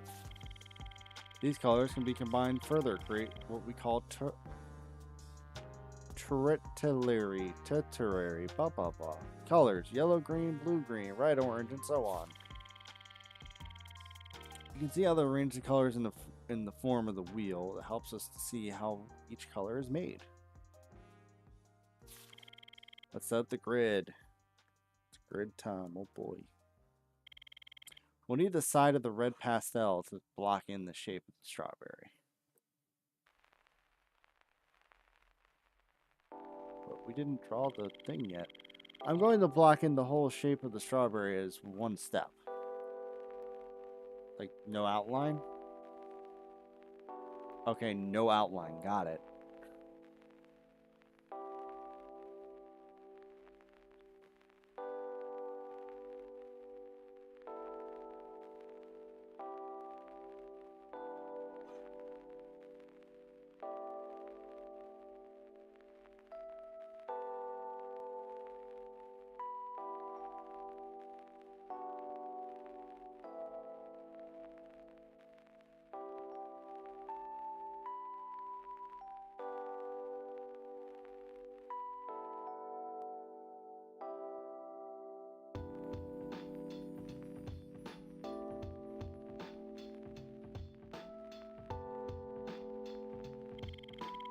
There, if you make any mistakes, you can always correct them with an eraser.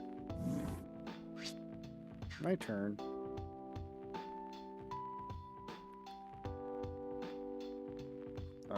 Let me actually... I got the basic idea.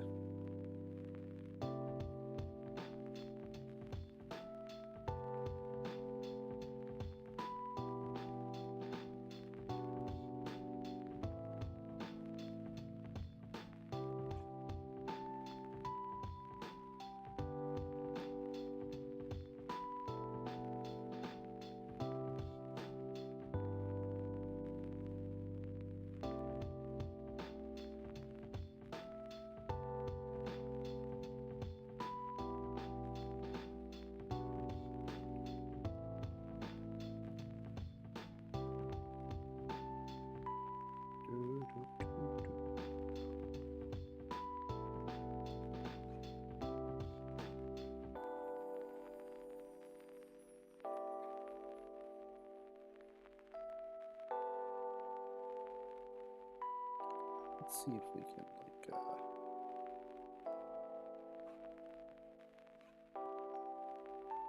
did just a tad bit.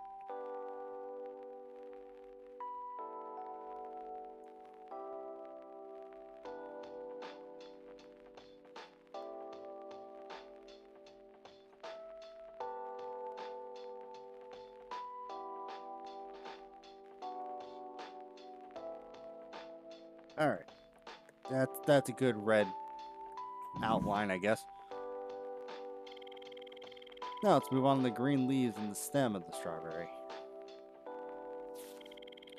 If you take a look at the color wheel again, you notice that green sits the opposite of red. When colors sit opposite of each other on the color wheel, this is what they call complementary colors. This means they contrast with one another when placed together. Both colors appeared exaggerated.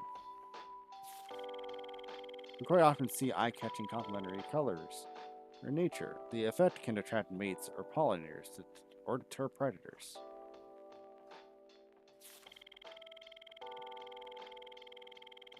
So this is the Nintendo. This is a Nintendo art game that teaches you how to draw.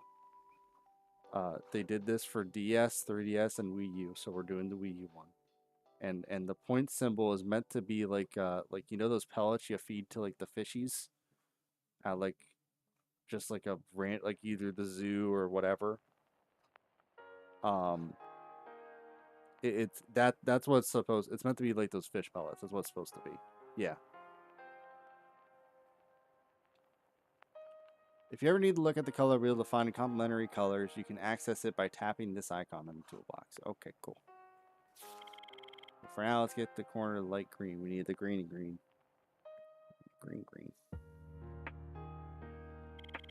Now let's start with blocking in our leaves.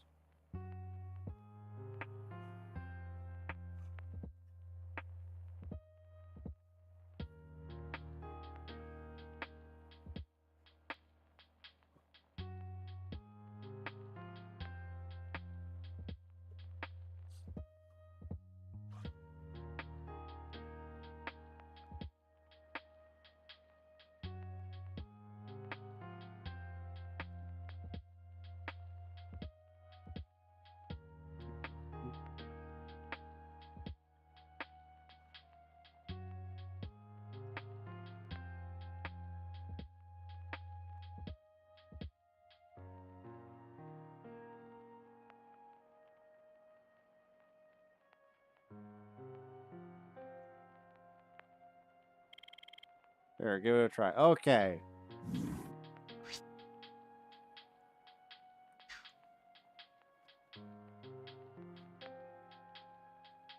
Gonna create the stemmy stem here. I guess we'll do another leaf here, I think. And then we'll do a stem here.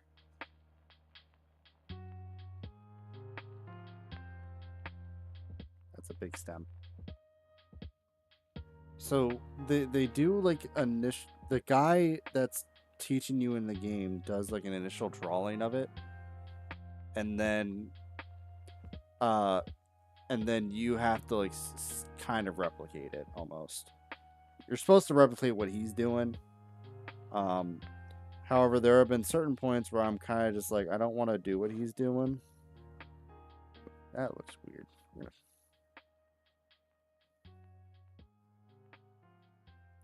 do that to try and. Honestly, that piece I just colored in looks more like the stem than the actual stem. It looks.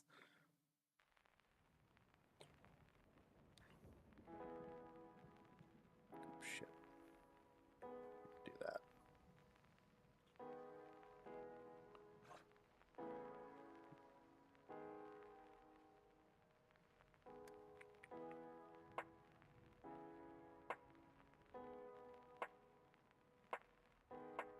Maybe if I make it a bit taller.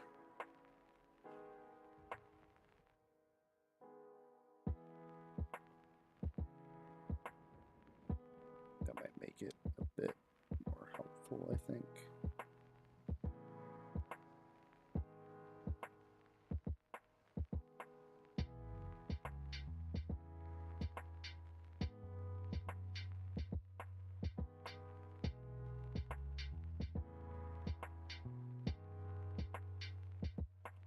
That looks decent.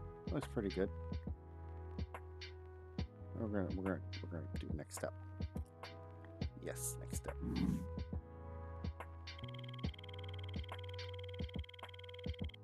Now to ground the strawberry, we need to add the cast shadow. After all, we don't want it to look like it's floating in the air. Let us use the side of the black pastel.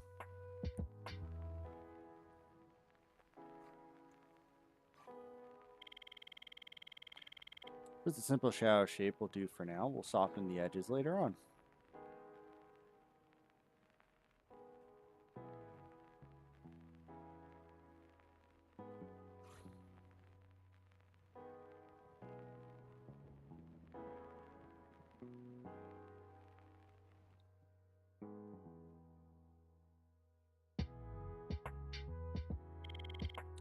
Like that. Off you go.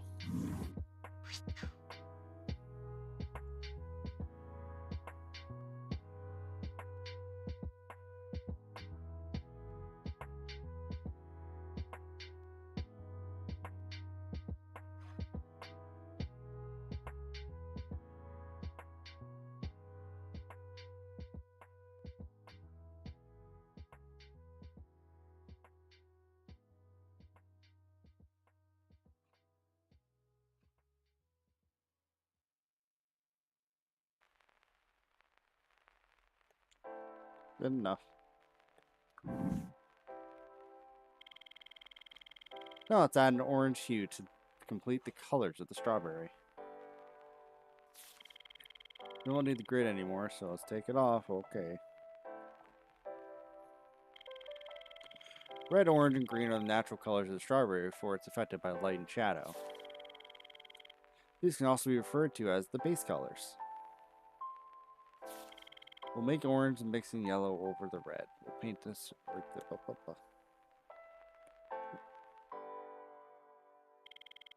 Slowly layer the yellow over the red to get a nice orange hue.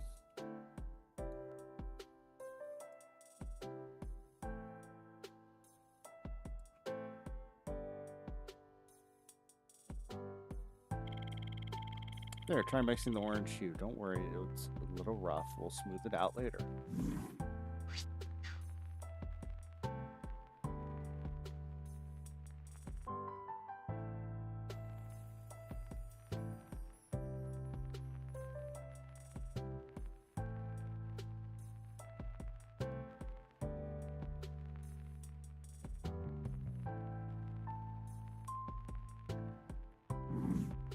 Only gonna do the tippy tip.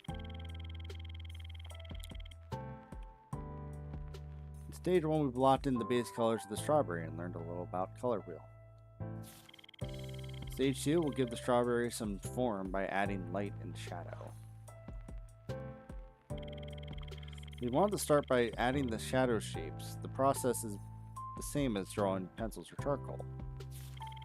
As long as the light and shadow shapes are correct, you can create an accurate sense of form.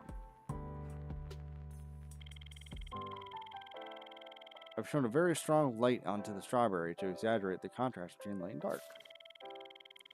This sort of lighting is called it's an effect technique that artists use to emphasize the forms of an object in contrast. This painting by Jean-Simon Chardin is a great example of chiaroscuro. Can you see how strong areas of light and shadow in the vase help to create an appearance of roundness? Word can be used with any subject matter to create depth in an image. So let's get our shadows nice and dark. To get the correct level of darkness in the shadow, we're going to use 2 different shades of red. Let's start with the side of dark red. I'm gonna be a second. Give me a minute.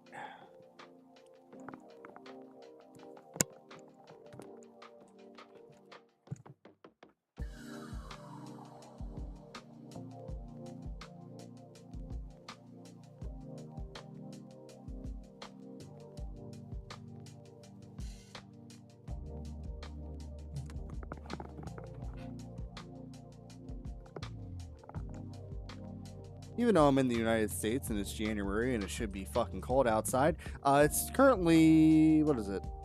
Almost 70 degrees out. Like, we're getting Australia weather right now. Like, we shouldn't be getting Australia weather. We should be getting normal fucking winter weather. Okay. I'm going to shade in the shadows of the planes farthest from the light. Stylus.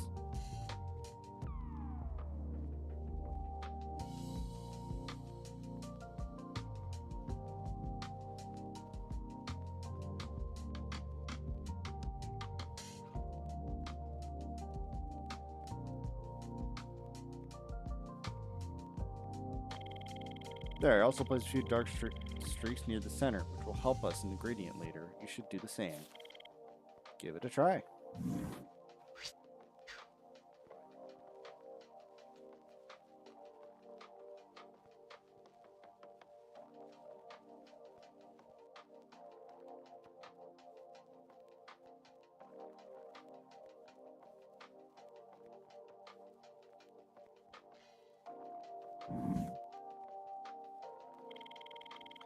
Now we need to block in the second darker shade to really emphasize the second shadow. You might have noticed there are some lighter areas of red within the shadow. This is caused by light reflecting from the wooden surface. Try to include this reflected light in your drawing by putting less pigment down in that area. It will help to give the strawberry more form. Let's get ourselves the flat of a black pastel of the darkest shadow.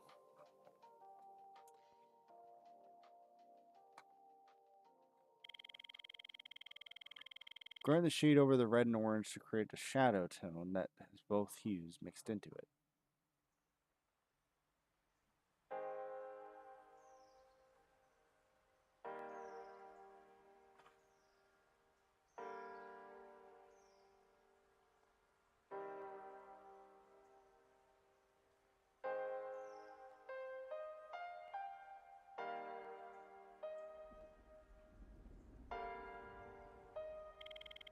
That worked nicely. I also took the opportunity to add shadows to the leaves. You might also want to do the same. Ugh, excuse me. All right. Start crossing.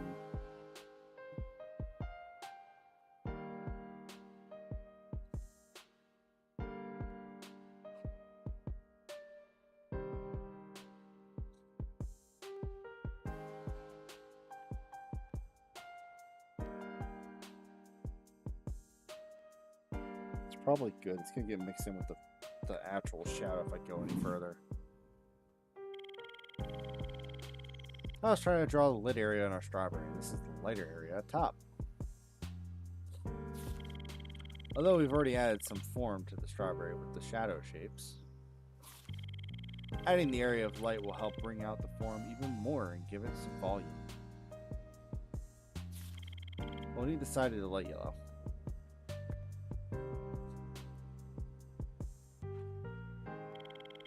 Now, let's gently add the area of light to the brightest areas of the strawberry.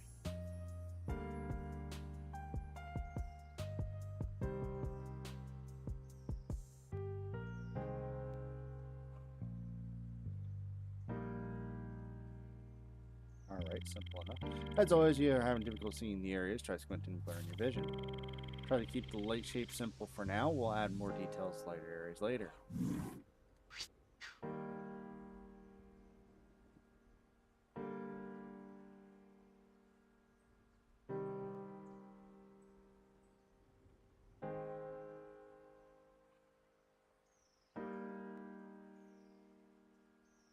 No, it's good enough. Yes.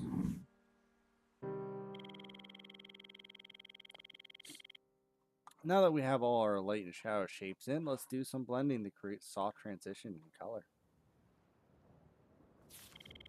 Transition means change in tone or color between areas. On our strawberry, we want a transition to be very gradual. Now let's get the smudge stick, and it's the ideal tool for pushing and pulling pigment around on the paper.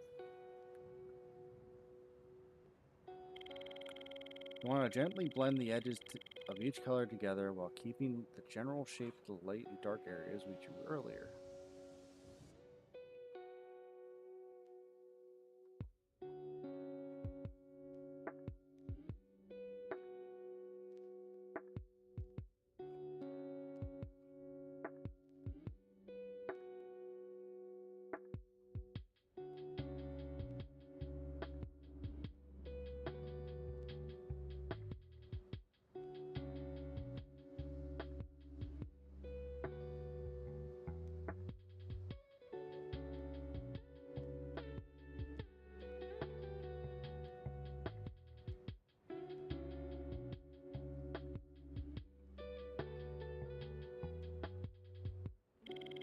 Supposed to keep your smudge stick on the paper, as each time you lift off, it'll remove some of the pigment.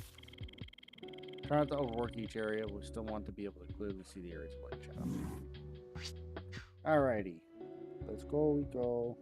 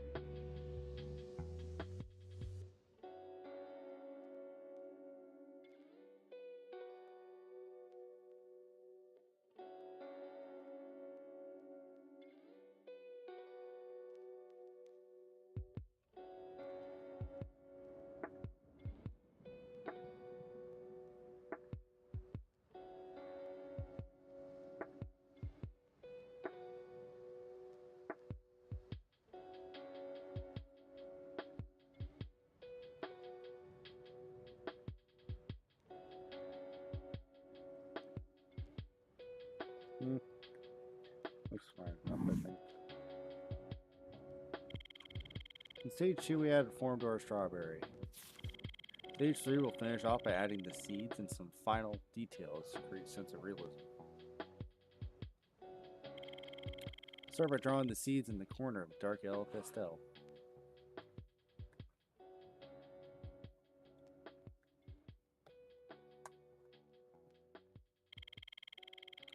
You don't have to draw every single seed, but try to pay attention to the pattern to keep the strawberry looking natural.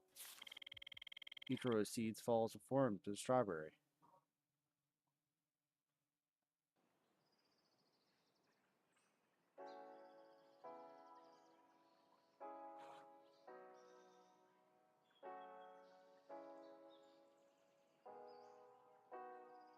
It's just dots, I got it. It's just polka dotting the strawberry. I add yellow seeds to all sides of the strawberry, but we'll darken the ones in the shadow later. Take your time with this step, tap lightly the seeds gradually. Help the accuracy, I'm zooming in on the step.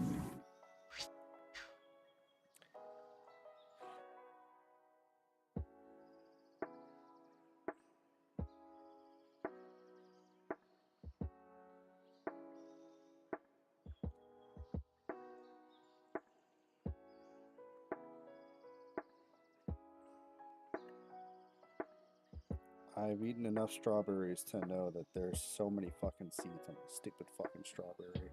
I know it said don't add a bunch, like you don't need to add all of them.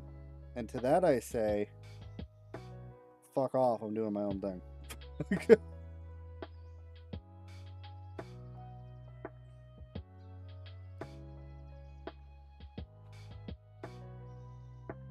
I'm also not even like doing a pattern, really. I'm just doing random spots here. I tried to do it closer near the bottom because I feel like that's what I'm used to, is that the seeds near the bottom get closer versus the ones near the top. At least in my experience with strawberries. That looks pretty good. We'll do that.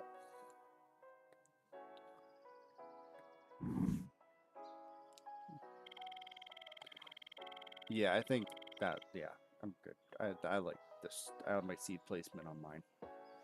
Just like the strawberry, the seeds have their own form. To make them more realistic, we need a light and shadow side. Let's add a shadow to each seed to give them form. What do you mean? Wait, what? Wait a minute. I'm not adding a shadow to all of these seeds I just made. Huh? A few touches and there should make them look more like they're sitting on the surface of strawberry.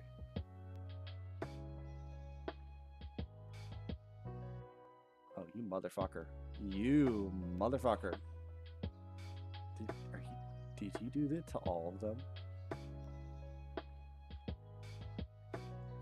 Kinda, not really. For the seed shadows, I simply drew over them to make them darker. If you haven't tried zooming in already, please do so. Not what I wanted.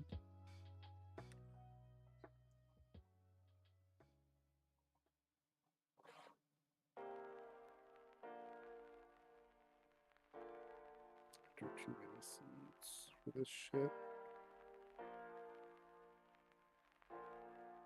I'm just gonna do random ones here and just hope for the best, I think. In terms of like giving me detail and all that.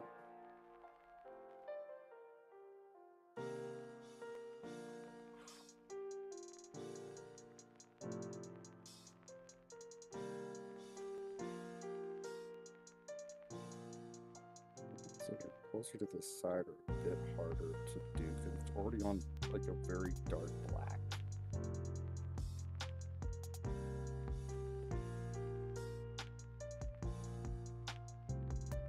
It's hard to like show a shadow on them.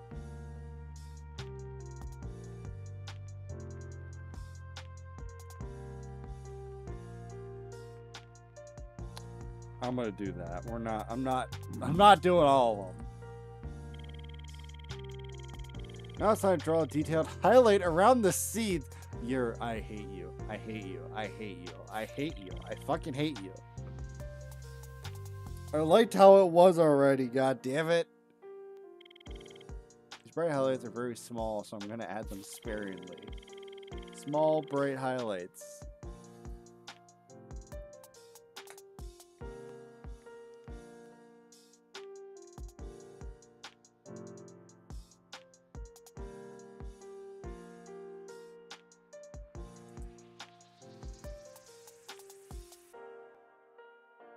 Let me just see what it looks like after he did it.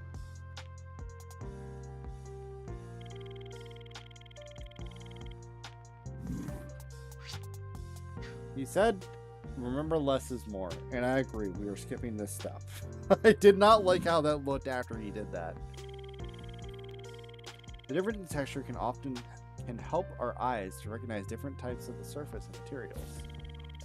Without the bright highlights, our strawberries would appear much less smooth and glossy. For our final shape, we simply need to blend some of the highlights, the shadows, so that we can mix and soften the hard edges and details. Oh, gotta get the smudge stick again. Gently smudging the highlight and the shadows will add more realistic texture to the strawberry.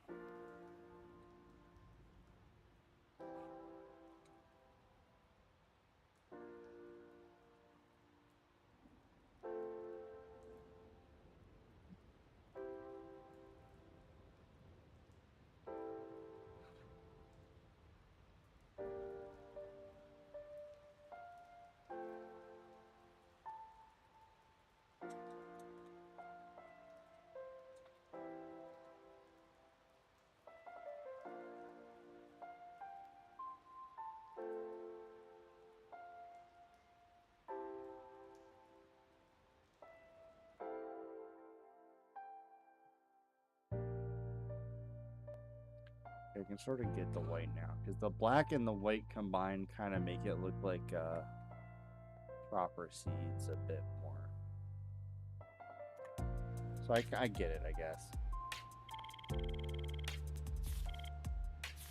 Alright, this is the final step.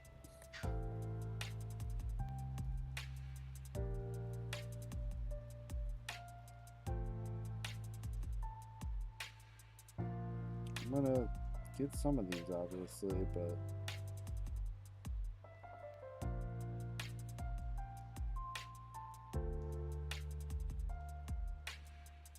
I think it only works if I did the previous step, which I did not do, and I'm not going to do. We're just gonna leave it like this. I like how my strawberry looks. Like, fantastic. You made a strawberry. Yeah, I did. Let's go over what we did. No, we don't need to. We don't need to go over what we did. We already did it. Why are we still doing it? There we go. Hope you enjoyed learning about color. I think Bacon will be pleased that we finally finished the painting for his snack. With an understanding of the color wheel, you're ready to create a vibrant, resonant work of art. You'll find this painting fruit is a great way to experiment with different colors and techniques. And what's more, when you finish your painting, you might have a tasty treat. See you soon. I think I like it a bit. I have unlocked the egg and a lemon.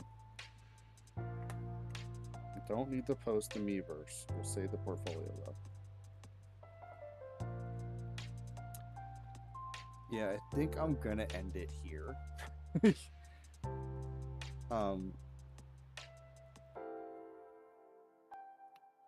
Though I do feel like this is a good test for me, streaming wise, to possibly have a day or so to do like a learning thing, at least for me. Like, I know I'm not teaching anybody shit with streams. Like, I know that for a fact. Like, I don't think anyone got anything out of this stream for them in terms of drawing. Because there's other stuff I want to learn. Obviously, I need to do it in an entertaining way. Like, I do want to, because currently all the 3D prints I've been making have been coming off of the app. I got the lemon and then I got the egg. Try this dough inside lesson, which is oranges. Okay. Because obviously I want to get better at drawing, because that'll help the channel immensely. I do want to get better at designing stuff for the 3D printer, because I haven't even tried to really. The most I've done is open a project and just enlarged or shrunk it. Right? That's all I've really done, and like I want to get better at that. So like I could stream me just trying to make shit for the 3D print, and then even though it is way the fuck out of my reach at this point after purchasing a house, I also do want to learn Japanese. There's a couple of games I can play regarding that. So I am thinking that I do want to use one of my streaming days a week, maybe less than that, honestly, to stream something new that I need to do, like learn, like a new skill I need to learn type of thing. So we'll see. It's gonna need a lot of workshopping on my part, because obviously there's not like a game for everything I want to do. Obviously, I don't want to just stream me watching how-to videos and then trying to put that into practice. So, like I said, it's just a random idea in my head. But,